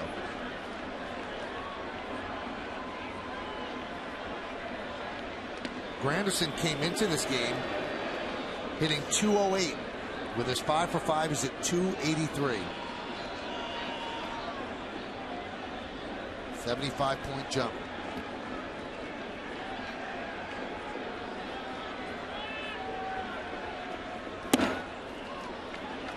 Two and two. Let's look ahead to the ninth inning, and it's not going to be easy for Mariano. It's Jamie Carroll, Joe Mauer, Josh Willingham, and if anybody gets on, Justin Morneau. So Mariano will earn this save.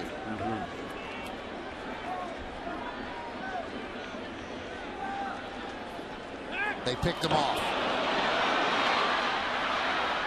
1, 3, 4 is the way you score it, and that'll do it. Here in the 8th, no runs a hit and nobody left on base. So Granderson was going, and we're going to the 9th. Mariano will try to close it out.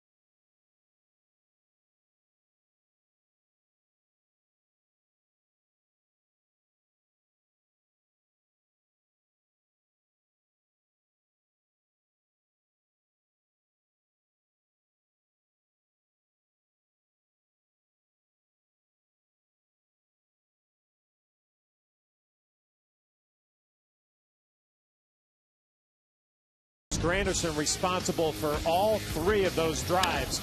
First inning, a solo shot to right field, gets his night going. In the second inning, he hits a 2-run bomb up in the second deck. And then the fourth, for good measure, another home run. 3 on the night for Curtis Granderson. And those 3 drives are Land Rover drives of the game.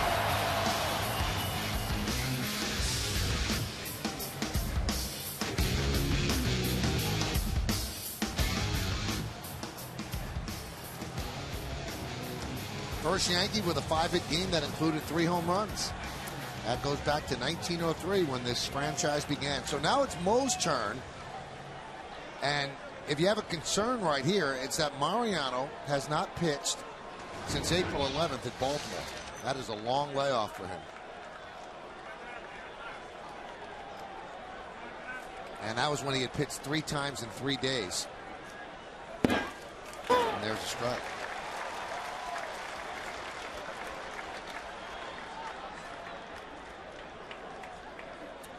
And not only for a closer, but all relievers, they want to touch the ball. They want to get out there every few days max.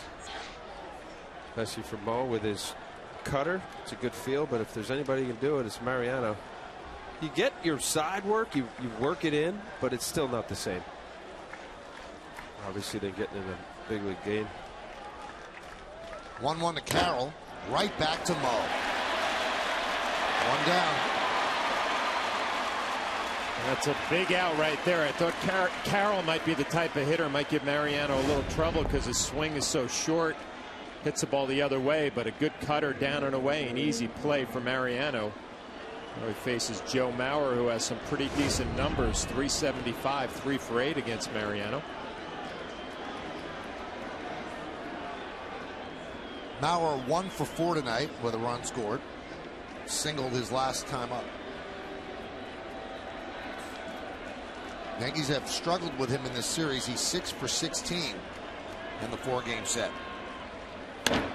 Shattered bat hit softly up the middle. 2 away. Mauer's out and the ball went into the seat, or the bat went into the seats. Looks like everybody's okay.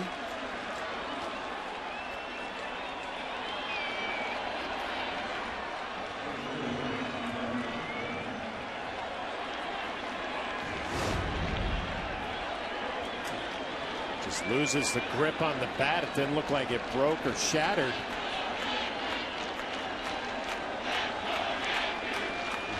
And here's Josh Willingham.